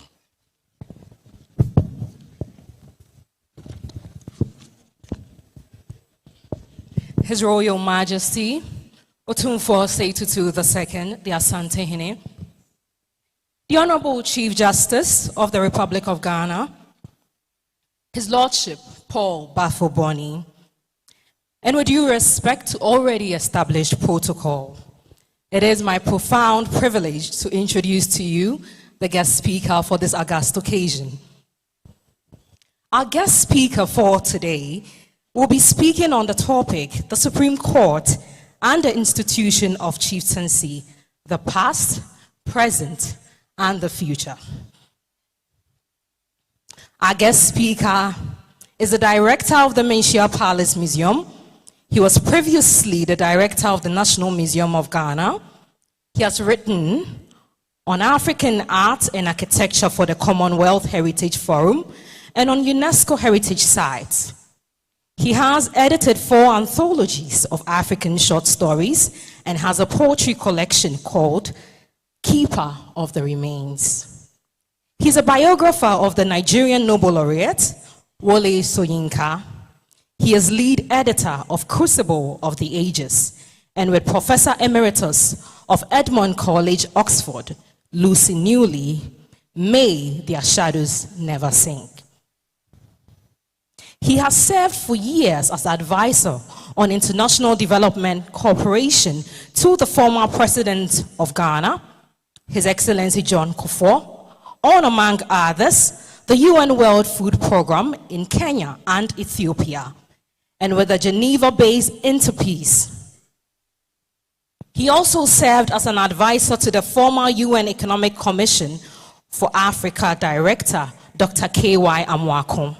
This is aside being a resident research analyst on Rwanda and in soft commodities and redevelopment of cocoa, coffee, and rice in La Côte d'Ivoire and Liberia.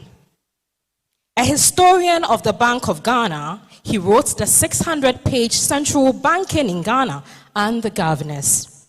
His work in over a dozen African countries led to Africa, a Miner's Canary into the 21st, and his editorship of Pilgrims of the Night, Development Challenges and Opportunities in Africa, mainly contributed to by some faculty of the University of Oxford in honor of our former President Kufuor.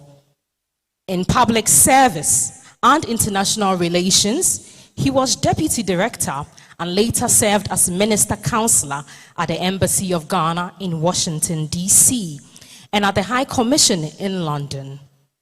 He was one of Washington, D.C. African institutions anthologists on the foreign policies of two U.S. presidents called Assessing George Washington Bush Africa's Policy, Assessing Barack Obama's African Policy, and African Leaders. A fellow of the Council on Foreign Relations, he is editor of its journal, The Baobab. Ladies and gentlemen, our guest speaker has received 24 awards, honors, and grants from around the world, including the second African to receive the Distinguished Friend of Oxford and the Korean International Institute for Economic Policy. He is a member of the Order of Volta. He was a research scholar at the Hutchins Institute at Harvard and the Exeter College of Oxford. And for 4 years, he was a Centenary Research Associate at the African Studies Center at the School of Oriental and African Studies in London. He holds graduate degrees from the London School of Economics, the School of Oriental and African Studies, and the University of Wales.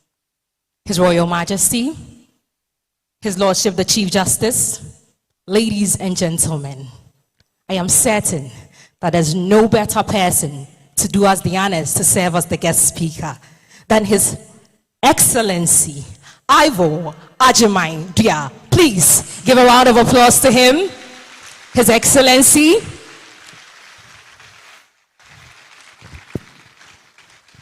You have to keep clapping until His Excellency gets in.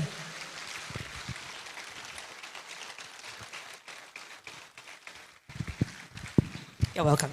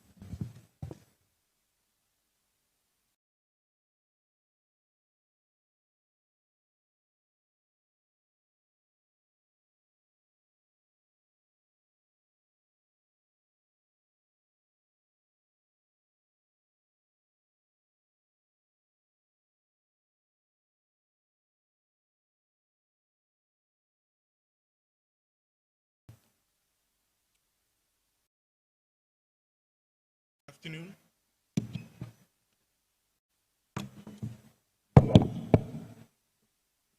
Good afternoon.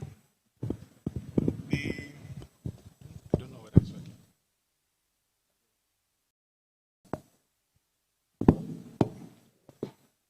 The matter with keynote addresses or lectures is that you don't get to be asked questions. In real cases, when questions are asked, they are outlets for escape.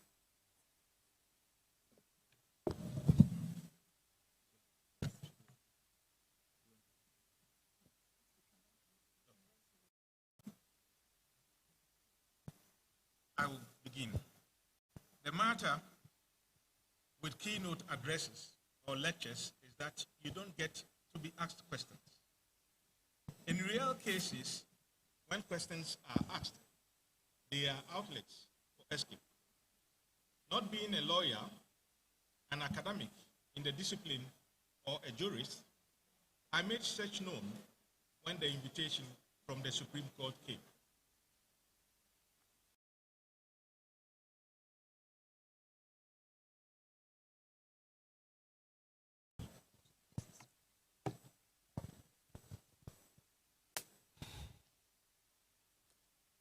Second time trying. Yeah. The matter with keynote addresses or lectures is that you don't get to be asked questions. In real cases, when questions are asked, they are outlets for escape.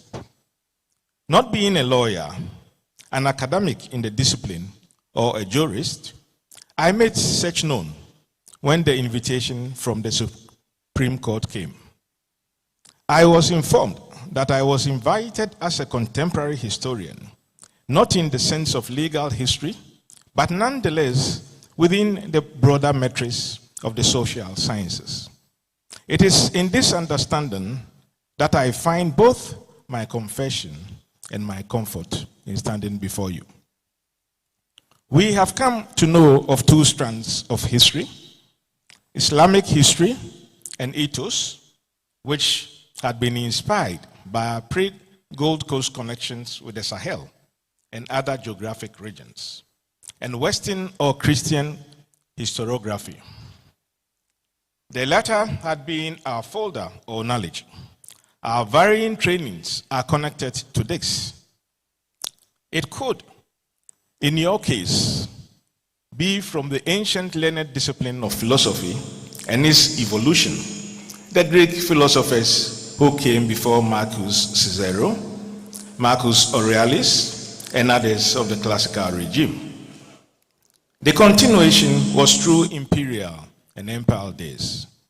The ultimate colonial heritage of modern law is about rules and regulations that order the desired behaviors we strive for in social relations that fell on us in another way. Societies existed long before formal legal systems and from the beginning of human community.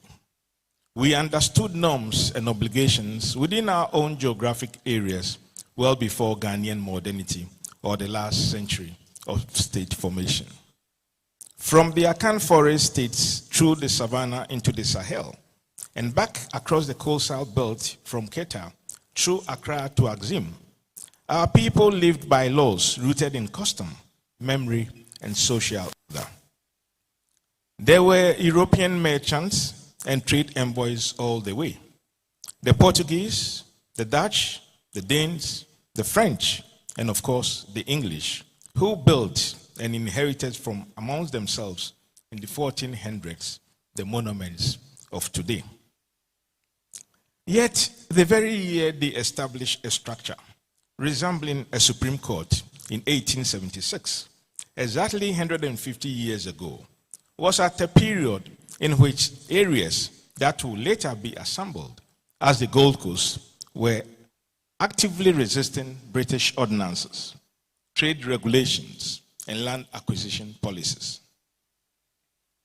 Indeed, there was strong contestation regarding customary laws and traditions, whether in the northern parts in 1901 or earlier in the southern areas of the Akan states and the coastal regions. So these reflections will be snippets of historical recollections. So good were we with these modernist notions that we inevitably advanced in them. When the Supreme Court, constituted fully by the British, had operated for almost 20 years, there was the famous diplomatic delegation from the Asante Court that traveled to London, intending to protest against the invasion of Kumasi. Unable to initially find a native lawyer, the Supreme Imperial Commander, Joseph Chamberlain, ordered the invasion of Kumasi before the mission's return in 1896. The delegation had, prior to their return, found a Fanti lawyer from Anomabo, Kofi Asim, who provided the needed legal services from 1892 onwards. Others who support and got interested, including William Ado, Thomas Helton Mills, and Charles Bannerman of Accra. Though the last two were guards, they also traced their roots partly to the family of the Asante Osei Yawakuto, 1824 to 1833. That is, Osei Yawakuto is Otumfo's direct matrilineal lineage. Other lawyers and intelligentsia, again, from the Cape Coast and Accra, will support this effort, not least the Fanti Africanists from the Gold Coast, J.E. Castley Hayford, who had impressively graduated from Cambridge University in 1893 at the age of 27, and subsequently from the Inner Temple in London. Though he was unable to do much, he tried again when he succeeded John Mensah Saba as president of the Aborigines Rights Protection Society, as counsel and a campaigner for Prempeh's return to Kumasi from exile in Seychelles, when he started practicing in the Gold Coast. Before this, the 20th king of the Ghana state, Takiteria I, who reigned from 1862, defied British trade ordinances, policies, and taxes, describing them as exploitative, and refused their land acquisition request. He also refused to close strategic coastal trade areas to Asante. Described as uncooperative by Governor Hudson, he rejected an invitation to join the invasion and takeover of the Golden Stool, and described these as greedy British protocols. In 1880, he was exiled to Elmina until his triumphant entry to Gamashi in 1883 as an advocate against unfair trade ordinances before the World Trade Organization was established. And so, more than a century and a half after Samuel Rushdie's empire rise back, the cultural contestations were already underway, long before his treatise with an uneven scale that will tilt imperial justice for decades to come. In that same 19th century, the British historian Ivor Wells, in his comparatively little-known work, Wa and Walwali, Islam and Politics in Northern Ghana, of what he describes as a small but independent Wali politic, which was distinctive in the sense of its three authorities of king, imam, and chief. It had clear-cut constitutional provisions until the colonial intrusions and social disarray, not just from the British, but the French and its enclave in nearby Senegal, Mali, and Ivory Coast, especially in the 1930s. That it survived so long with these indigenous structures was a credit to its makers. Imperial institutions in history were not trustworthy. The first 70 years of the Supreme Court was a gloria to England's roses. It took over a half-century for the chiefs and people in Asante and the northern part of the Gold Coast to accept this 1876 Supreme Court, which, after all, discriminated against others from its supposed dispensation of justice. It was after 1927 when the first Asante lawyer, Sir Edward Asafo-Jay, started practicing in Kumasi and supported the Asantehene Prempeh II in the affairs of the Asante Confederacy Council from 1935, that some relief came. This was also, and at the time, the legal and cultural avant-garde, Sir Samuel Okai Kwashi Aiden, another collaborator of Prempeh II, who helped to establish the cultural center in Kumasi, that some foundational confidence was built in these British courts. It took another generation from the 1940s, Victor Owusu, Joe Appiah, Kwabena Kessy, Ifa, Thomas Toto, later Justice Edusei, Dr. Taylor, and others to give more confidence to this system. Victor Owusu at one time was described as the best lawyer Asante had produced. And when he passed, the national papers came to the conclusion that he was the best attorney general ever, which view was endorsed by the former president, Nana Akufo-Addo. Joe Appiah, in the autobiography of an African patriot, recounted that they became so popular, these African Banglo lawyers, that when he traveled to do cases, he was met with brass band music procession to the court premises.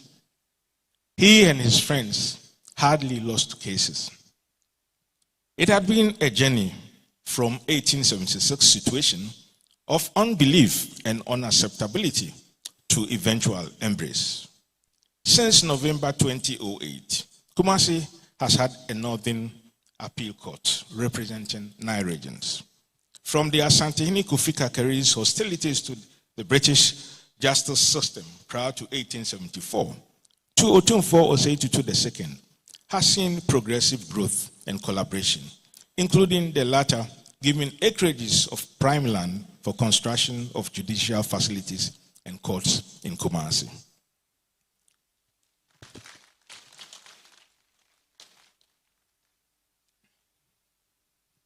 I will gladly recommend to you a manuscript I have had the opportunity of reading and soon to be published, a practical guide to legal professional ethics and advocacy by an appeal court judge, His Lordship Justice Nana Berimaya Kodia Opong, which looks into growth and decentralization. As for some of the practical and sensible recommendations he makes, you might as well find out yourselves. These moments and the individuals who shaped them have contributed to who you are today and of the early transformation of the Supreme Court. The Ghana Bar now numbers over 11,000 lawyers with few hundreds of judges. If we were to conduct a census of legal practice today, it is almost predictable that sooner rather than later, every household in this country could produce a lawyer. As I indicated earlier, in every era, whether ancient or modern, community systems regulated conduct and maintained order. In the medieval times in Africa and homewards to the Akan Forest states of the 1600s, emerged the kingdom of Dentra in today's western region, whose ruler was a formidable Buamponsim. He created traditional trade governance systems. In the opposite direction to the east, in what is today the small town of Akwemu, would emerge another traditional power with elaborate socio-cultural institutions. Komfo Anokye's dramatic meeting with the young Asante royal Osei Tutu is well known.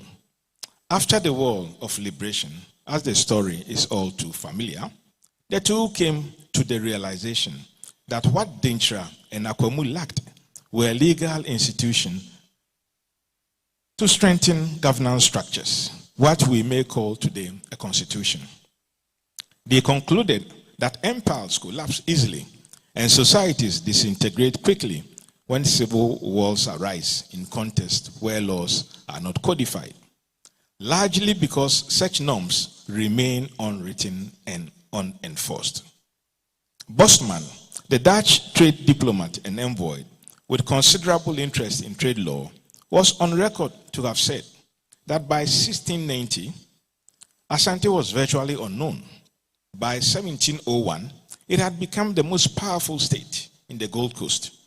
Many commentators attributed this to the military structures Osei Tutu developed to wage the wars, but more importantly, the legal institutions he later on built around them. The governance structures that evolved and the laws that regulated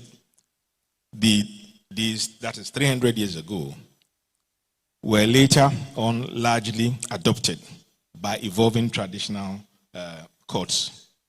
That is the traditional laws and customs. The functional definition of marriage, family, social class, poverty rights, including land tenure arrangements and natural deposits and inheritance. Each of these norms had evolved from deep political and socio-anthropological values. The 777 laws of Okomfanochi constitute the corpus of Asante and to some extent Akan. We found similar developments around the coastal cultures from Keta through the Ghana states and the philosophical insights of others like King Takiteria. These norms have never been sacrosanct. They have undergone self-review, national reform, and constitutional amendments, including expansions of freedoms such as speech and religion, as well as the incorporation of international obligations grounded in fundamental human rights. When centuries later, we promulgated the Constitution of the Fourth Republic in 1992, we did not rely solely on inherited colonial knowledge or the professional expertise of the intelligentsia.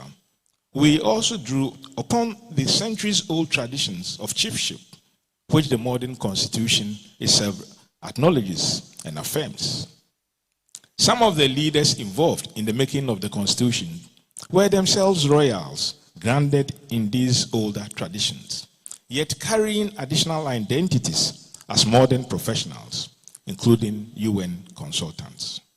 Among them was Nana SKB Asante, who led the process in 1991 as chairman of the Committee of Experts. I also recall another key figure who chaired the business committee of the subsequent Consultative Assembly, the Dwabinhini Nana Otiosrebo, who will later become the chairman of the Council of State, drawing on the same enduring values of the traditional past and heritage. There were members of the regional and national houses of chiefs involved, and if my recollection serves me right, the Ghana Bar Association boycotted the process. Some of your senior and diseased members felt offended with the inclusion of market women and traders for an exercise whose outcome had implications on them as well. The 1992 Constitution has endured for 30 years, the longest surviving constitutional order in nearly 70 years of post-colonial governance. And the Supreme Court has worked with it as faithfully and effectively as it could. On 2 occasions, when this country stood on the brink of presidential electoral disputes with the potential to descend into conflict and destruction, the court delivered stabilizing judgments rather than the partisan outcomes sought by either the MPP or the NDC. In doing so, it preserved the peace and safeguarded the republic.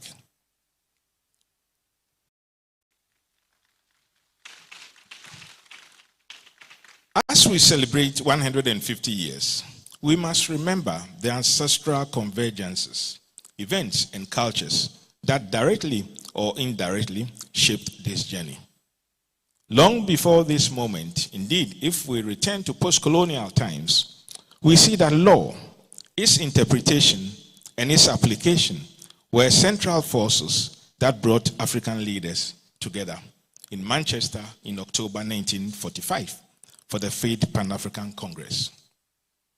W.E.B. Du Bois attended, as were the emerging leaders at the time, Kwame Nkrumah as co-secretary, Julius Nyerere of Tanzania, Awolowo and Azikwe of Nigeria, Jomo Kenyatta of Kenya, Henson Banda of Malawi, who came to live in Kumasi at African Bungalow after the conference before he became the president of Malawi. There were also Joe Appiah Enakweje of Ghana and the great Caribbean delights, C.L.R. James and George Padmore.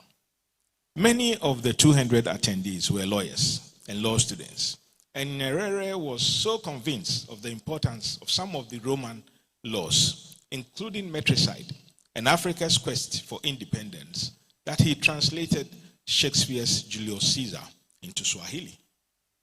Even Nkrumah, solid as he was intellectually, thought he needed a PhD in law from the London School of Economics before finally coming home.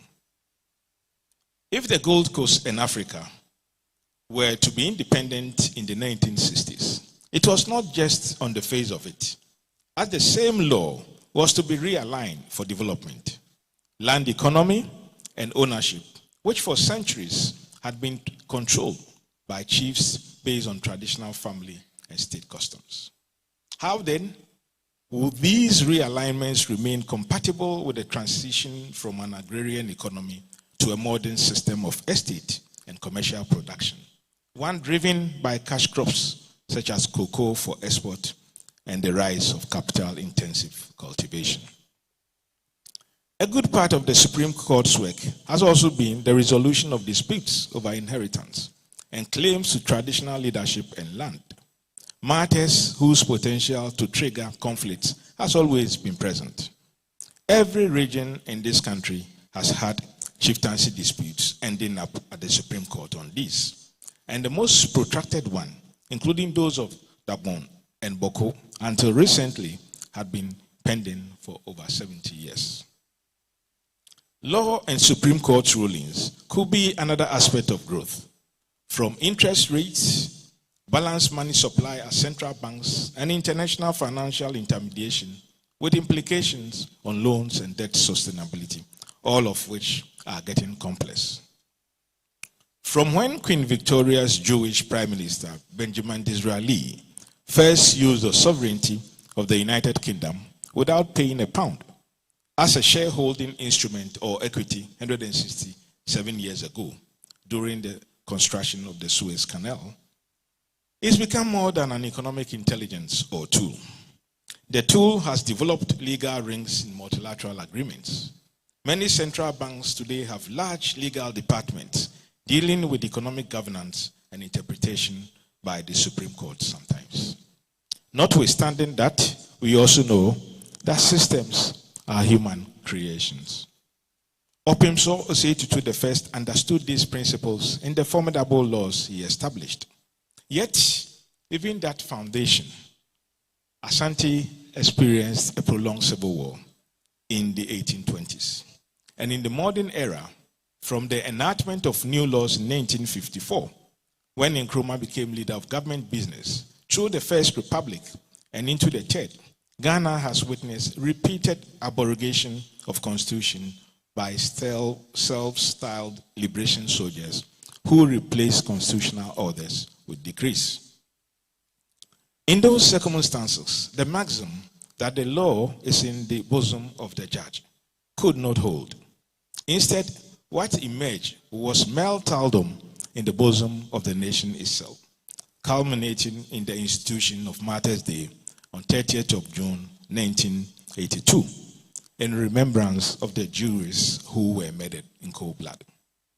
In the mid-1980s, the former president of the Ghana Bar Association, the distinguished Joe Appiah, reflected on the meaning of freedom in one of his short essays, Who is Free?, written in the aftermath of the murders of Justice Fred Poku Sarkodie, Justice Cecilia Cranton Addo, Justice Kojo Eje Ejapon, and Major retired Sam Akwa. He recounted an encounter with a commercial driver who had parked at a chop bar. His vehicle boldly inscribed with the hunting question, "Who is free?" When out of curiosity, he asked the driver what might have motivated those words. His countenance changed. He said, "You can see I am an ordinary driver, not usually counted among those who matter in this society. A few months ago, just before my uncle bought me this vehicle, it was reported that 3 High Court judges and a retired army major had been abducted from their homes and brutally murdered and their bodies burnt. If these important people in the society can suffer such fates, who is free in this country?" The driver told Joe Appiah. 150 years have given us pride in professional growth and have carried us through the challenging transition from traditional laws and ordinances into modern legal system. They have left us also with the enduring unanswered question, who is free? It is a question that appointed Sir Akukosa as his first Ghanaian Chief Justice in March 1957. It was a major phase of the Supreme Court's evolution. Akukosa knew the political temperature in Ghana in 1962, and the fact that he could easily lose his position, as Nkrumah was expecting nothing short of the conviction of all 5 defendants in the Kulungugu trial. A prelude to that situation a year earlier, in 1961, was the classical Ray Akoto and 7 others, which most of us learned in government studies, in which J.B. Dankwa, before the Supreme Court, was told that the Preventive Detention Act was not against the Constitution of Ghana, as Nkrumah thought so too. Akukosa's unconstitutional removal, which he anticipated, according to my grandfather's tale, was a sacrifice he made for what he called the ethical future. Supreme Courts can be vexatious, especially against political filaments that cannot sometimes afford restraint. The considered apostle of political liberty, Prime Minister K. Buzia, with his no court pronouncement against Salah, as the court sought to protect the independence of public service, was troubling, even if sometimes cited out of context, as some defendants say. It means the Supreme Court can participate in legacy labels that politicians without patient capital can regret, and then it gets registered, not in the forgetfulness of history. If sometimes there is depreciation of boldness and integrity between the court and chiefship, as is imputed this day by some, the restoration of appreciation is in your hands. And the old fashion of integrity and boldness should still color the laws and judgments in your bosom.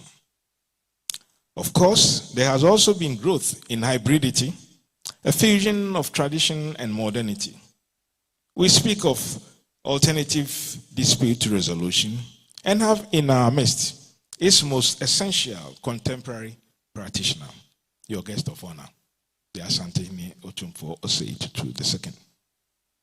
We know it took almost a century to resolve the Dagon and Boko crisis. It ranged across the administration of 4 presidents of this republic for more than 30 years.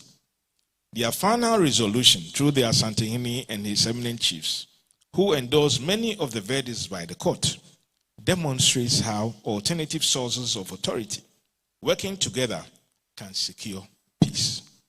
It showed that when customary leadership and traditional institutions align, durable settlements become possible. In what was an impressive remark the Asante made when presenting the report to President Akufo-Addo, he affirmed that nobody was above the laws of Ghana, including the protagonists of the strife in the north, and including he himself. He added that by those same laws, whether understood in their traditional or modern senses, when his time comes and he departs, Asante will endure, because the customs and traditions that brought him to the Skebja or the Golden Stool will be the same ones that will bring his successor. This sacred obedience to the law by kinship and the wise has been a platform for our common humanity. In a mightier precedence of over 800 years ago, it led to the almost divine gift to the world of the Magna Carta, one whose ever-moving spirit 163 years ago led to Lincoln's famous Gettysburg Address of "Our fathers brought forth on this continent a new nation, conceived in liberty and dedicated to the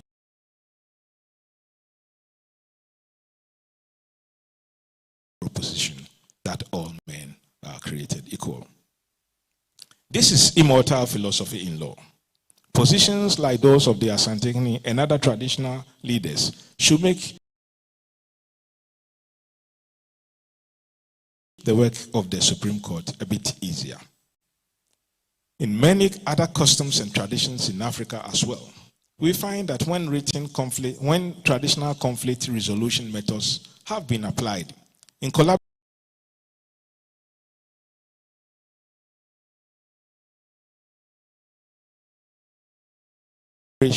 with Western legal training, they work better. Or even if applied alone, they yield desired results. I sometimes work in Rwanda on economic development, a country many people cite as a demonstrative model that governance systems can indeed work.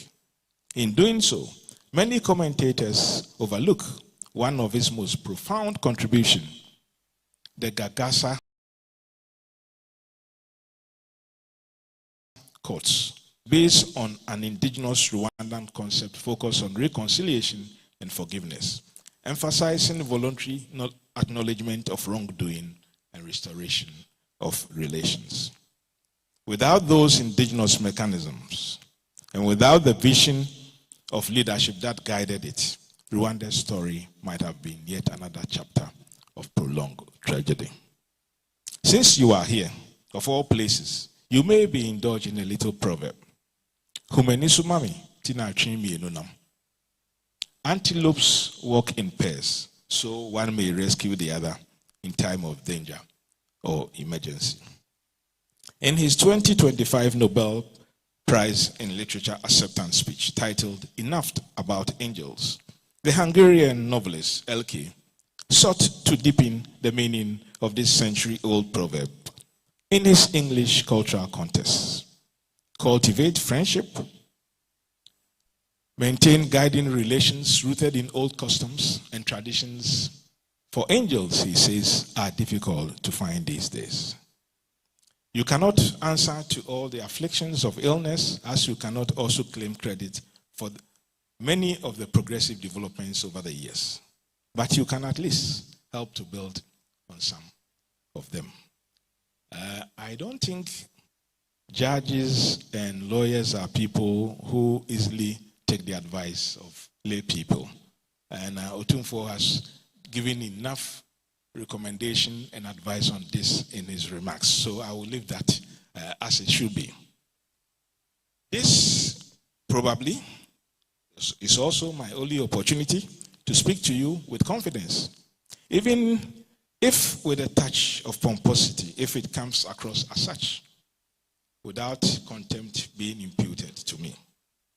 And I pray that nothing in this life will ever compel me to stand before you when you sit upon your benches. I do not intend to come to you by any chance. Happy celebrations.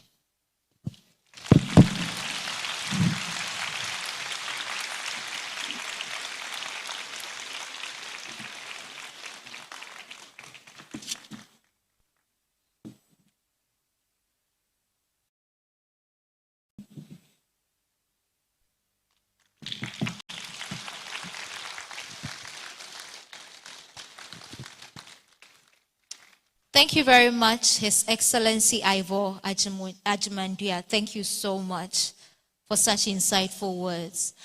We will take another performance from some students of Prempeh College. Please, a big round of applause for them as they come.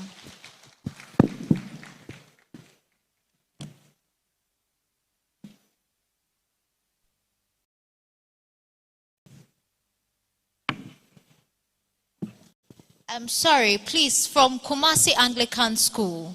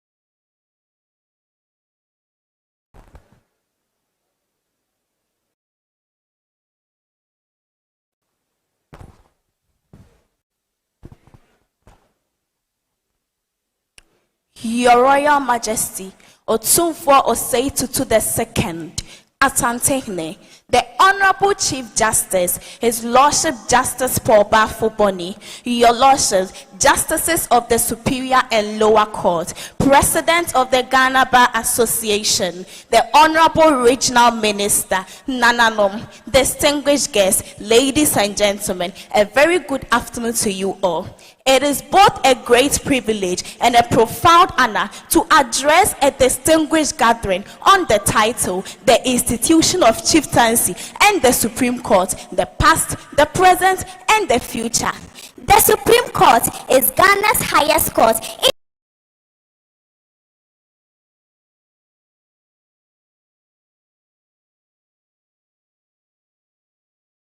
The judicial system. It is responsible for interpreting constitution, protecting rule of law, and serves as the country's final court of appeal. Its history reflects the political and constitutional developments from the colonial rule to the present. The Supreme Court traces its beginnings to 1876 when the British colonial government established the Supreme Court of Judicature for the Gold Coast through the Supreme Court Ordinance of 1876. The court replaced earlier colonial judicial arrangements and became the highest court in the Gold Coast colony. When Ghana gained independence on 6th March 1957, the Supreme Court continued to operate under this government. Military government occasionally suspended constitutional development, but the Supreme Court became one of Ghana's most important judicial institutions throughout history. The current Supreme Court operates under the 1992 Constitution, which came into force on 7th January 1993. From its establishment through the British colonial rule to its constitutional rule, the Supreme Court has risen and developed to be one of Ghana's most important democratic institutions.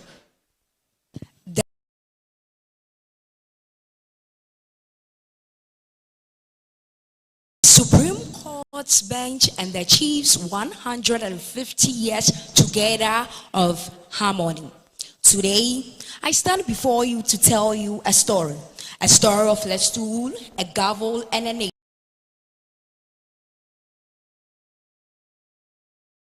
A story of the past, the present, and the future. Long before modern courts were built, long before legal books were written, long before wigs and gowns became symbols of justice, there were chiefs. Chiefs who sat beneath the ancient trees listening to the voices of its people. They settled disputes, protected traditions, and preserved peace. They were custodians of culture, guidance of the land, and keepers of identity. The institution of chieftaincy was not merely a title. It was leadership, it was responsibility, it was service. From generation to generation, the wisdom of our sisters was carried through the institution of chieftaincy. But as time moved forward, our nation grew. New laws emerged, new systems developed, new challenges appeared, and then the Supreme Court stood tall, the highest court of the land, a symbol of justice, equality, and rule of law. Some may ask, can the traditional and modern laws work together? Can the chief stools and the judge bench share the same vision? The answer is yes, for books see justice, books see peace, books see order. Today, the Supreme Court protect the Constitution, whilst the chief protect their customs and traditions. Neither replaces the other. Instead, they complement each other, like two strong powerhouses holding up the same house, the house called Ghana. Yet, the present brings some challenges: chieftaincy disputes, land conflicts, succession disagreements. At times, these issues divide families, communities, and even the entire region.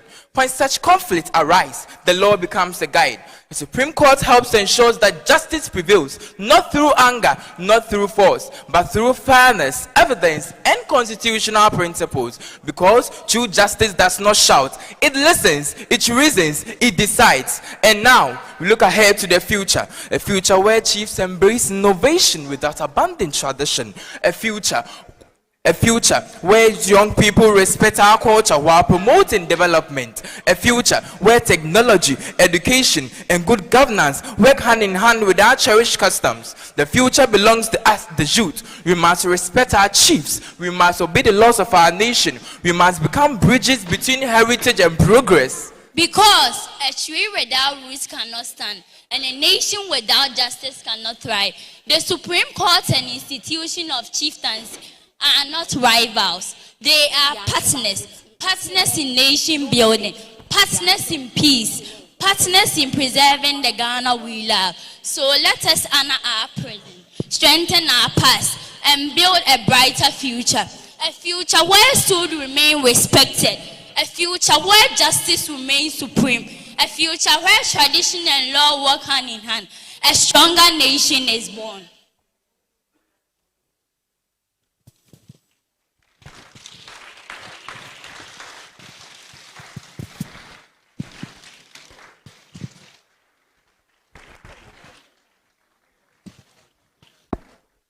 Thank you.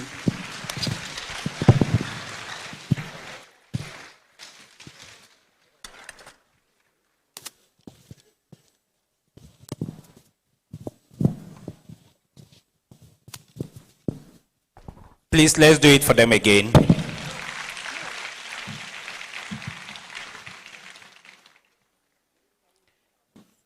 Earlier on, I stated that even though we have not signed a case completion plan, we are still managing time.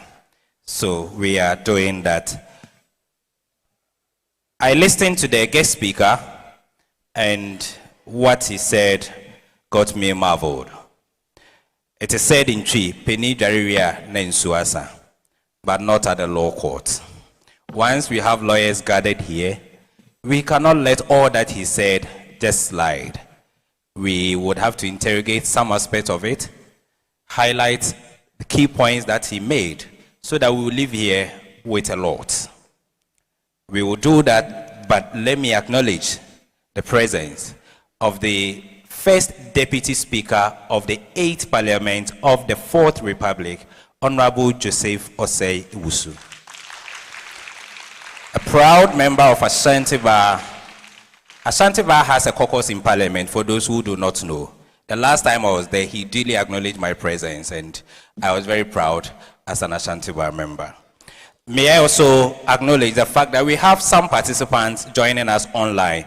So my lords, my friends, members of the bar who are joining online, you are duly acknowledged. We also acknowledge the presence of the media for your great effort. You have heard contempt several times.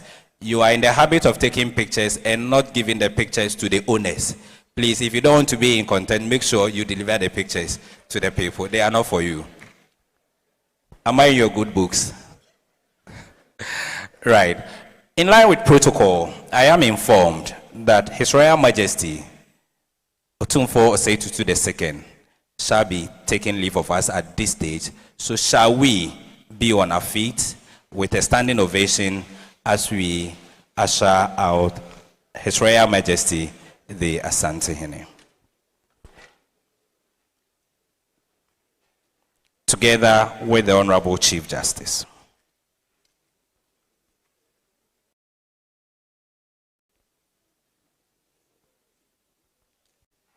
And all Supreme Court justices, please, you are to be part of it.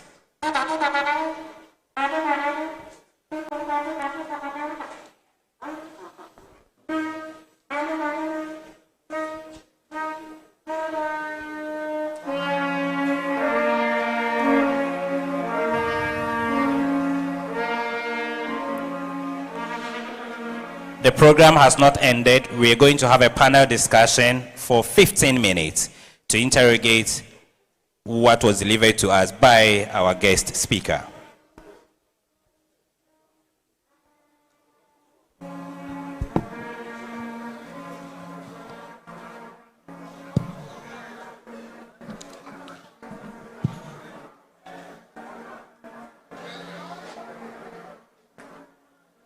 Honorable members, we can take our seats.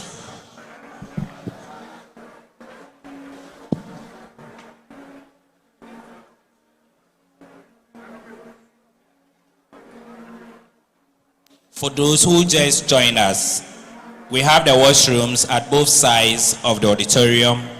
When you exit at the right side, straight ahead of you, you would have washroom. When you exit at the left side, it's the same.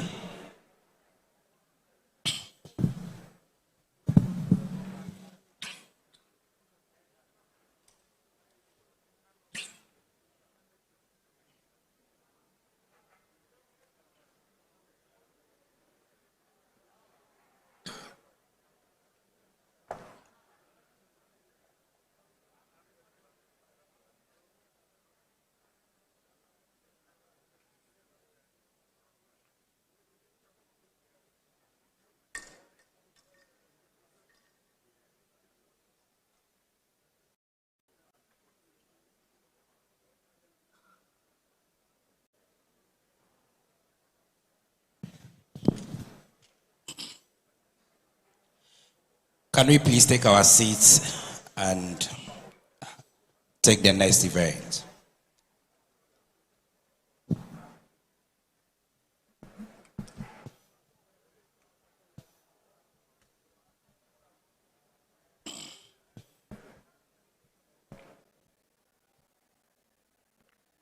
Whilst we settle, may I also acknowledge the presence of members from the academia. My own very good Professor Chris Adumakokwache is here. Shall we acknowledge your presence, sir?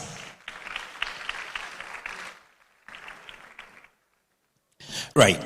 As I indicated, we'll be using 15 minutes to dissect what was given to us. And considering the topic that we have just been lectured about, we are privileged to have with us a judge, a lawyer, and a chief to help us interrogate the issues raised. So our first panelist for today's event is Justice Nana Berima Yao Kodie Opon, Justice of the Court of Appeal.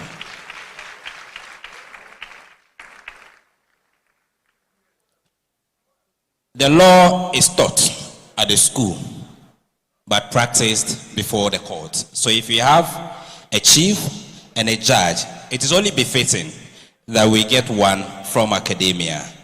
Kindly join me to welcome Professor Chris Adumakokwache as our second panelist.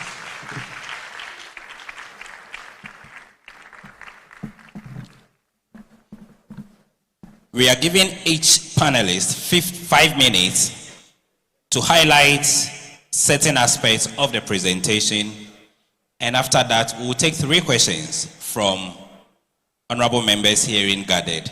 It is said in Chi, Mikobi na mankebi, yasini bibia. So once you are here, please say some. My lords and Prof, you're welcome. A lot has been said today, and we have been lectured, if I may put it that way. But what touched me from the presentation was the highlight of the work that the Supreme Court has done over the years. Nana, being a judge and a chief, may I find out from you first how the Supreme Court has impacted on the institution of chieftaincy for this 150 years? Thank you very much, and good afternoon to my colleague judges, the lawyers, Nananom, and everyone here. I think sometimes we forget about what I consider to be, or those I consider to be the most important persons when it comes to administration of justice. And it's the citizens of Ghana. In actual fact, the work we do as judges was established by the people of Ghana, who are supposed to be the judges. But because all of them cannot be judges, they say justice emanates from them, but they have selected a few to do so on their behalf. So for me, the key people we need to celebrate, among others, my first choice is the citizens of Ghana, who have given us the work in the first place. But I will narrow it down to also those bold and courageous people who came to court in the first place. Because without the Bafwa Kutos, without the Tufo, Amwaku Tufos, Without the others who came to court, the Supreme Court couldn't have survived. Because if nobody comes to court, then there cannot be a court. We judges cannot refer cases to ourselves.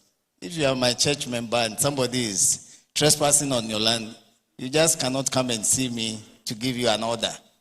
You need to come to court and argue your case. And it is out of that we've been able to distill and fashion out the principles that we have today. In actual fact, if there were no litigants, the Supreme Court would have no work to do and wouldn't have survived. So let us not leave them out.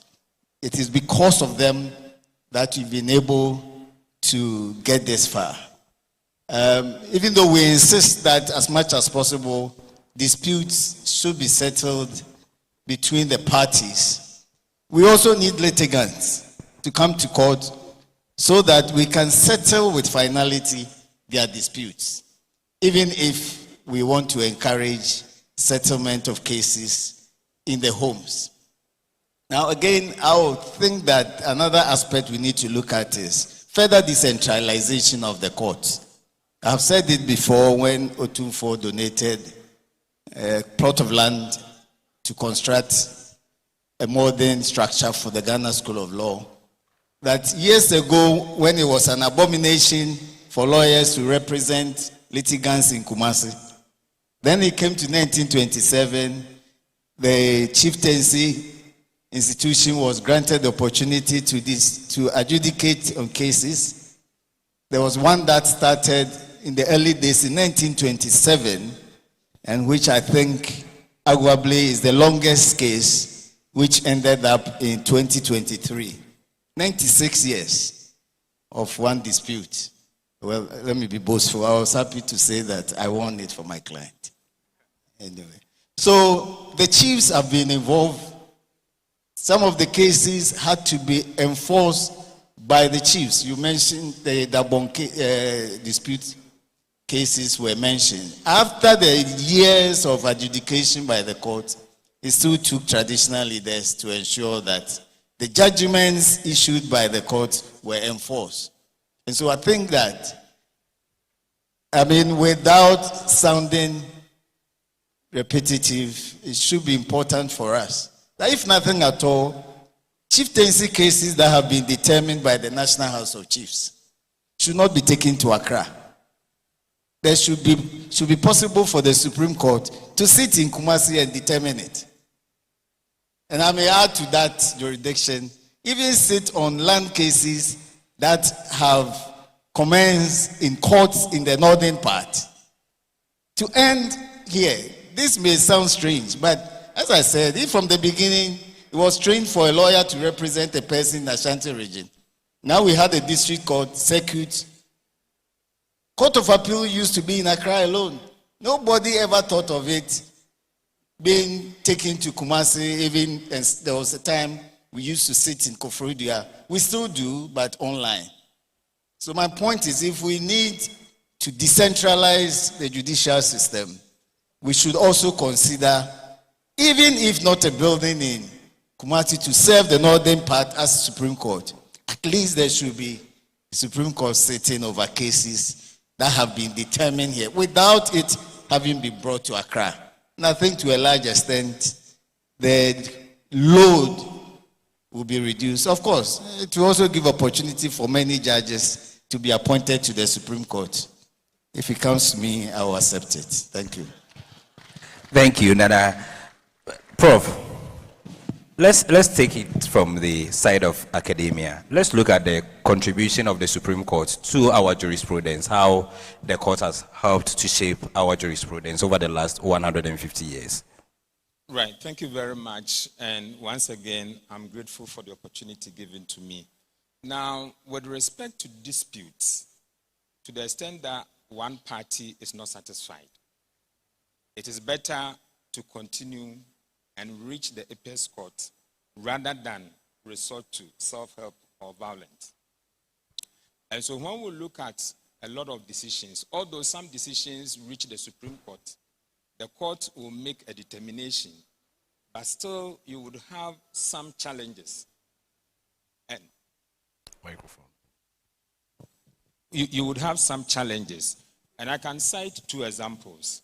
We can look at the Dabon case, where it was determined by the Supreme Court. I mean, we were all supposed to see that that was the finality, but there were still misunderstandings. And it took the role of His Majesty and other eminent chiefs to resolve that particular issue. There are also instances, at least in Kumasi here, I can mention the late Nana Ponko Bafo. The Supreme Court made a determination, but after that determination, there was still misunderstanding. And it also took the intervention of His Royal Majesty for him to leave, and then there was peace. So the Supreme Court has assisted us. That one, nobody can run away from it. But there are instances where, as a final appellate court, a decision will be given, but still there would be a misunderstanding. At least in school, we say that until that precedent is, the Supreme Court gives another decision, we are all bound by that particular decision, and then we all know the principle of judicial precedent. So it has really helped us. It has really helped us in so many areas of our lives. Thank you, Prof. Before I take questions from the other members present, Nana, I want to come to you again. When you take a look at Ghana over the last 150 years, we have gone through turbulent periods. I am wondering how the Supreme Court has been able to survive for all these years in the face of all these difficulties. Well, thank you very much.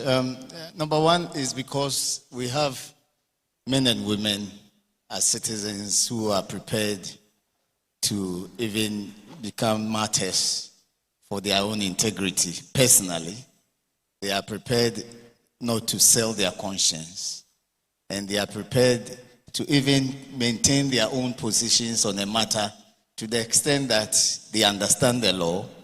No political or other forms of interferences have pushed them to rather give a decision that everybody can maybe say that this was outrageous or a travesty of justice. So we are lucky in this country to have such men and women. So even when 3 of them were murdered for speaking the truth to power, none of them really became afraid or were prepared to just save their lives instead of their job.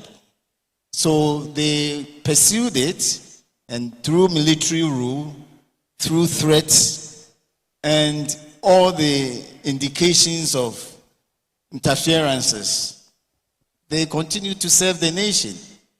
In other countries, you may not have such bold men and women. We are lucky to have them, and that is our pride. Without that, there's no way we could have come this far with the Supreme Court being 150 years today, and we having heard very little criticism from genuine personalities. Some say that some people have lost trust in the judiciary, but I say on the contrary, not because I'm one, but if you open another 100 courts today as we did 2 years ago, those courts will still be full. It's a testament to the fact that Ghanaians understand that it is the court which is the place they will go for justice. And they know that if they fail at the Supreme Court, probably they will have to leave it to the Lord in prayer. Thank you, Nana. Nana, before I come back to Prof, may I take questions from members present?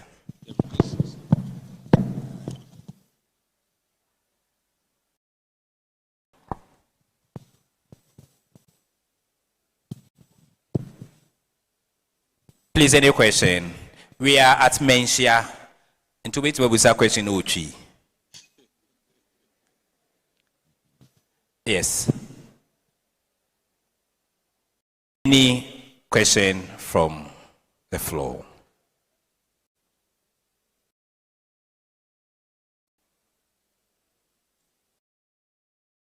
I take it that there's no question from the floor. Prof, I will take a very last one from you. what suggestions, if I may put it that way, would you make going forward? We are looking at the next 150 years. Where do you want to see the Supreme Court? To add to what Nana said, it is to see them making sure that the law is interpreted to affect positively every development that's supposed to be done in the country. And when the speaker was speaking, he mentioned the relationship between law and development. And then I also listened to the fact that chiefs are those who own the land. At least in Ghana, we know that natural resources, the commission that was passed in 1950s, presided over by Boating Commission, vested all natural resources in the state for the benefit of the people. With respect to how we can rely on these natural resources for our development, there is a missing link. And the missing link relates to how we have failed to use the law for purposes of ensuring that we get the needed benefit from our natural resources. We have law firms in Ghana. Anytime that a multinational would want to come and invest in Ghana, they engage them. Look at your laws. I want you to advise me in this particular area. The advice that goes, and then when they are coming to sign any agreement, you cannot go out of the law. And so we need to make sure that the international norms with respect to exploiting natural resources is part and parcel of our law. And in looking at that, the Supreme Court is a place where some of these legislation can be tested so that we get the benefit of the natural resources as well as the land that is there. A typical example is Uganda. When they found oil, they decided that we need to commission a study. And the study, one of the suggestions they got was that it is important for you to ensure that the resources, part of it, stays in Uganda and refined for the East African community. A lot of multinationals, they came around, they did not agree to that. But eventually they were able to get another company that agreed that we would make sure we give you something that you would refine for the community. And I think that some of these things, my plea to the chiefs is to start the advocacy and ensure that whatever is on their land, what is the nature of the law. And I think that if there is anything that is to be done, the Supreme Court will be prepared to ensure that that particular piece of legislation is also interpreted to suit the benefits of the individuals who reside in that particular community. Thank you, Prof. Nana, your last words, and in giving your last words, if you may also highlight on how we can deepen the relationship between the Supreme Court and the institution of chieftaincy. Well, my last word is to rely entirely on the speeches that have already been given, and I have nothing more useful to add. Thank you very much. Thank you. Shall we give it for our panelists? Thank you, Nana. Thank you, Prof.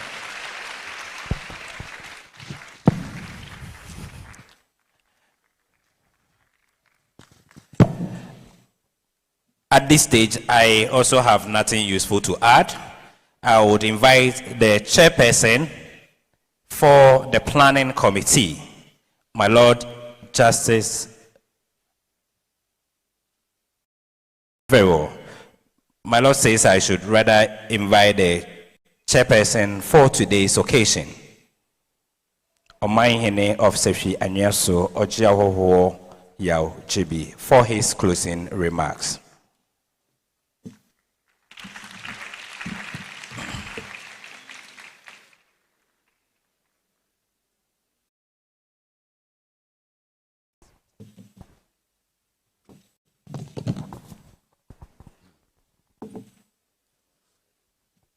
Thank you very much. For Osei the second King of Asante, and our special guest of honor, my Lord Justice Paul Bafuboni, Chief Justice of the Republic of Ghana, Nananum, Nanahimanum, here present, eminent members of the bench and bar, Your Excellency, distinguished ladies and gentlemen. My reflections on the morning's proceedings. We have this morning been the beneficiaries of a rare privilege. It is not often that a gathering such as this is afforded the opportunity to hear from the very seat of traditional authority, so candid and so illuminating an account of the bond between the palace and the courtroom. Otumfuo Osei II has spoken to us not merely as a monarch, but as a custodian of history and a partner in the continuing project of nation building. And His Majesty's reflections will, I have no doubt, occupy the thoughts of all of us present long after we have departed this hall. That address found its complement in the keynote lecture of our distinguished historian who traced with such scholarly precision the long and intertwined path of chieftaincy and the judiciary across a century and a half of our nation's constitutional life. Between His Majesty's address and his lecture, we have this morning been given both the lived wisdom of the institution and the considered judgment of the academy, a fitting pairing for an occasion of this historic weight. I think this family, it is because if you heard all the speakers, they were so distinguished that I find it very difficult to add anything to what they have said. So I'm here only to praise them and to draw your attention to the fact that we must live by what they have said to us, especially to my revered chiefs. If we remember what Otumfuo said, why should we keep documents for registration of chiefs? Why should we keep them? It is a process. If the appointed, not judicial committee, if the appointed kingmakers indicate that so and so is the chief of this, and you have the documents, it is an obligation on you to submit same to the regional House of Chiefs, and the regional House of Chiefs should also submit same to the National House of Chiefs. Nananom, it's unfortunate, but I'll raise this issue in the last week of this month when the House meets. And let me emphasize that even before I came here, I heard that there are certain regions in this country where only a few of our chiefs have been registered, just because they have to do something before they get registered. That is not what we are supposed to do. So I plead with you, let us be careful about this and let us learn a lot from what we have said today. We have heard today. Vote of thanks, Otumfuo Osei II, as special guest of honor. I extend the profound gratitude of the National House of Chiefs, and I dare say of all gathered here, for the singular honor His Majesty has done this lecture series by his presence and by the depth of his reflections. To our distinguished historian who prepared and delivered this morning's keynote with such evident scholarship, I offer our sincere thanks for a lecture that will long be remembered as a landmark contribution to this 150th anniversary series.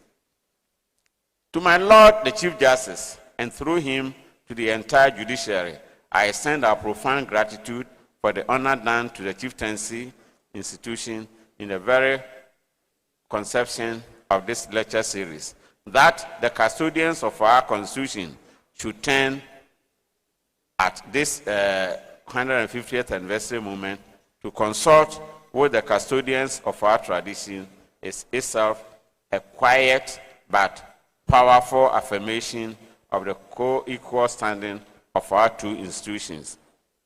Nananom, and then to the government, I really appreciate that we had the regional minister here representing His Excellency, the President, and I believe we have a few members of parliament here.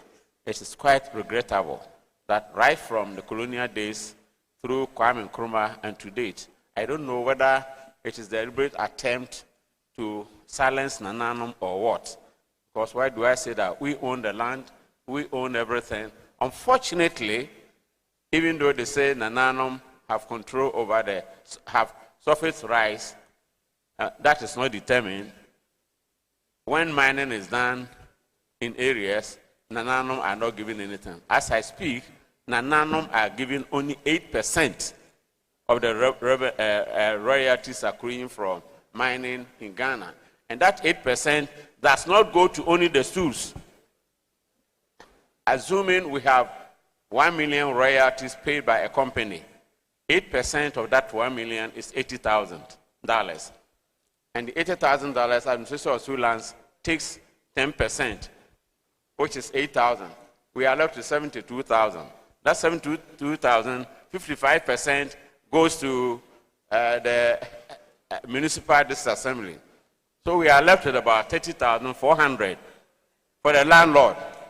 And it's not only for the landlord, it is for the landlord and all the people in that area. So it is unfortunate when you are endowed with resources in your area, what it means is that it's a curse because your area does not get anything. So the politicians who are here, we are telling you that you should have Nananom involved in the allocation of resources. You should pay Nananom or allocate a lot of resources to the areas that we get the minerals.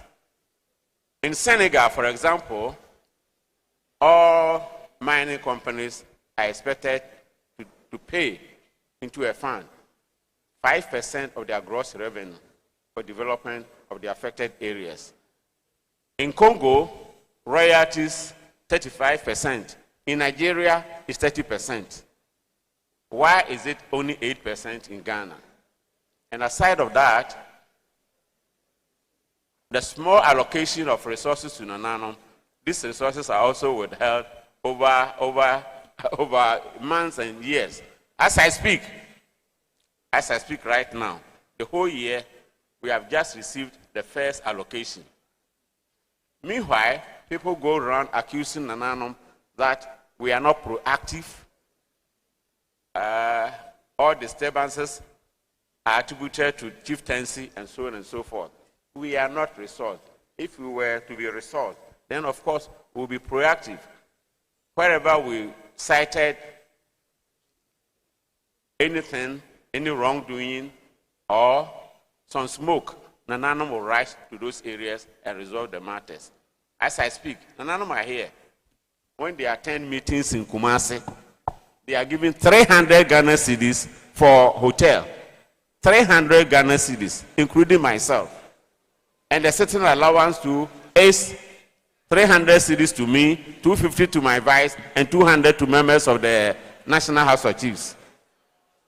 I am raising these issues because it is not as if Nananom are not interested in the disturbances going around all over the place.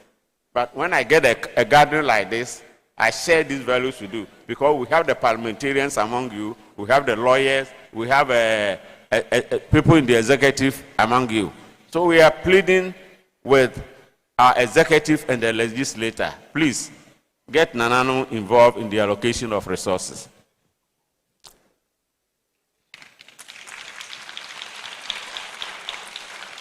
To Nananom and Nana Ahimaram, I offer thanks for gracing this occasion with a dignity that only their presence can confer.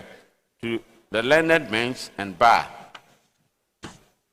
for your seriousness with which they have engaged this morning's proceedings, and to your excellencies and distinguished guests for the courtesy of your attention throughout. To the organizers and planning committee behind this successful anniversary, I say Ayuko And we thank you very much for involving Nananum in this. My closing charge, as we now bring this second lecture to a close, let us carry with us not merely the memory of an elegant morning, but a renewed resolve that the partnership between the palace and the courtroom, so ably illuminated today, might continue to be nurtured, honored, and strengthened in the service of Ghana, whose past instructs its present and whose present shapes its future. I thank you all for your kind attention and wish you a safe journey to your various destinations. God bless you.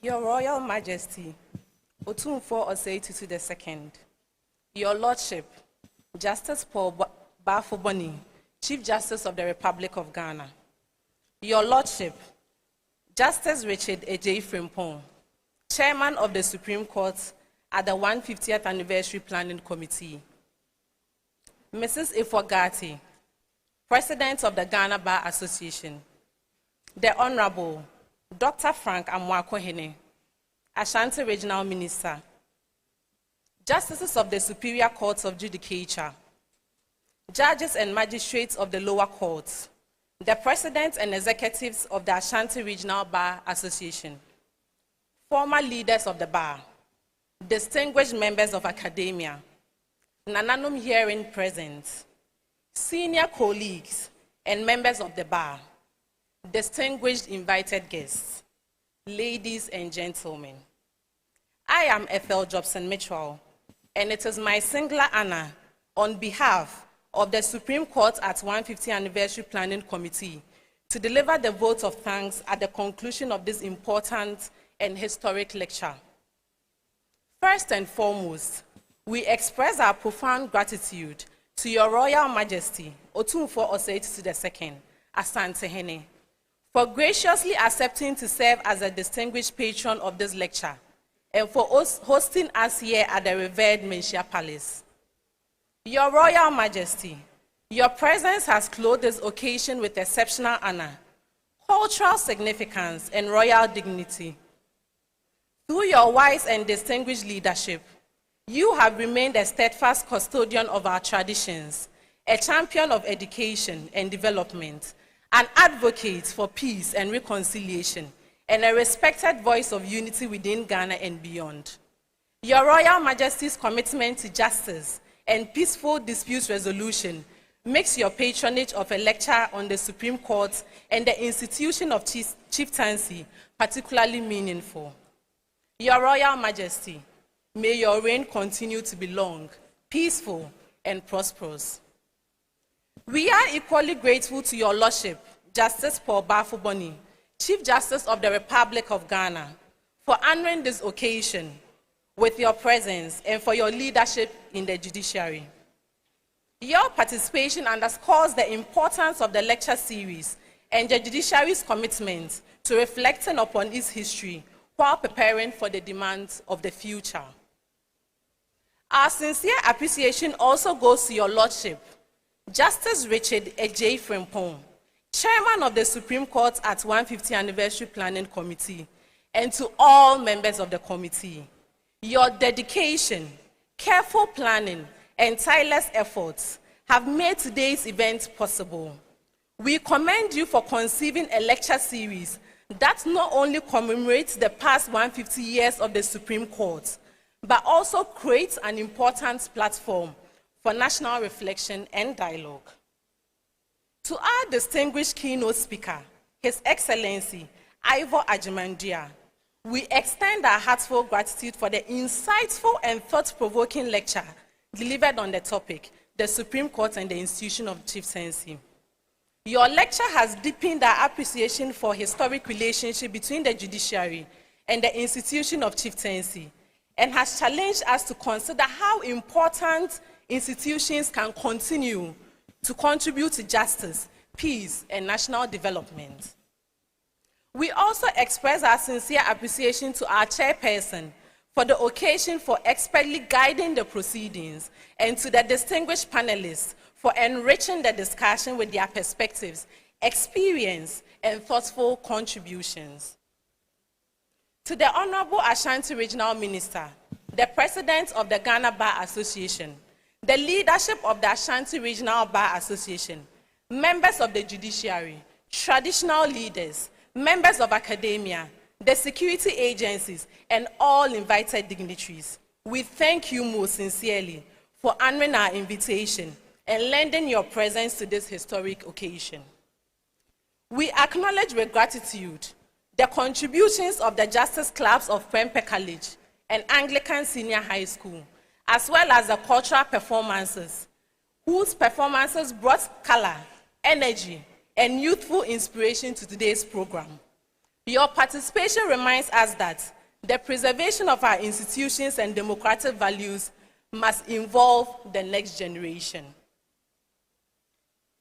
Our appreciation further goes to the Masters of Ceremonies, the planning and protocol teams, officers, and staff of the Judicial Service, the media, the security personnel, technical crews, ushers, caterers, and all individuals and organizations who work diligently, both publicly and behind the scenes, to ensure the success of this program. To every guest who joined us today, we are grateful for your time, attention, and participation.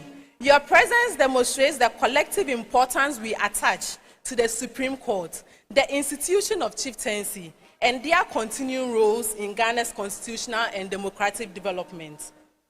As we celebrate 150 years of the Supreme Court under the theme, Honoring the Past, Celebrating the Present, and Defining Future, may we live here inspired to protect the rule of law, strengthen our institutions, and preserve the values that bind us together as a nation.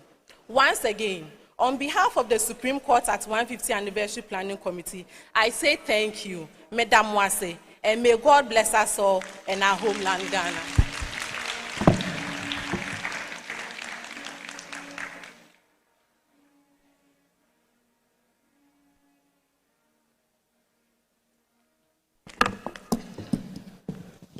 Thank you very much, Ms. Ethel. I would like to invite Reverend Mrs. Teresa Appiah-Dedu to give us the closing prayer. Please, a round of applause for her as she comes on stage.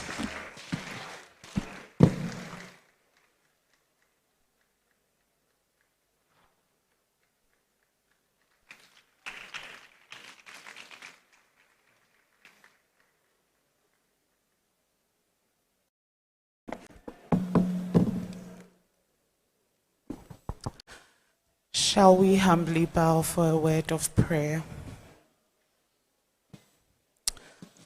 In the name of the Father, and of the Son, and of the Holy Spirit, our heavenly and gracious Father, we thank you for a successful meeting with us today. Thank you for the deliberations that were shared, the fellowship we have enjoyed, and the hearts that have been uplifted. As we leave here, we do not leave your presence.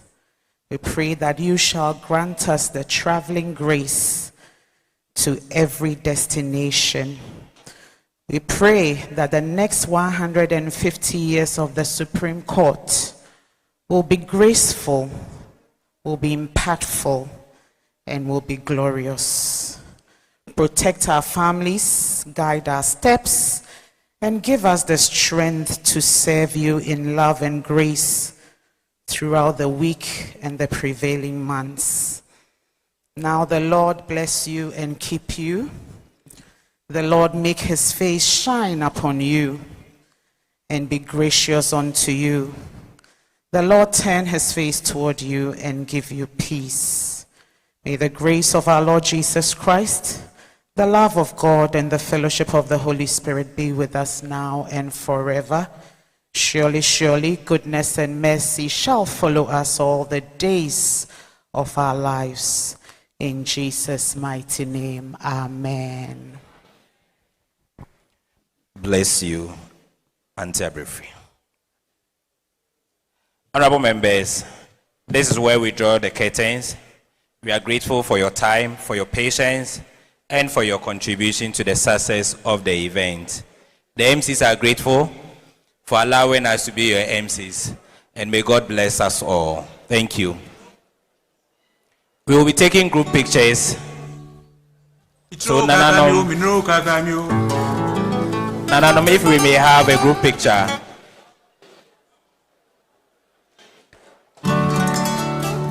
Please, it's time for the group pictures.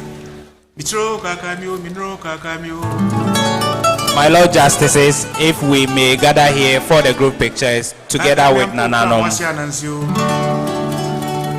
Nananom, please do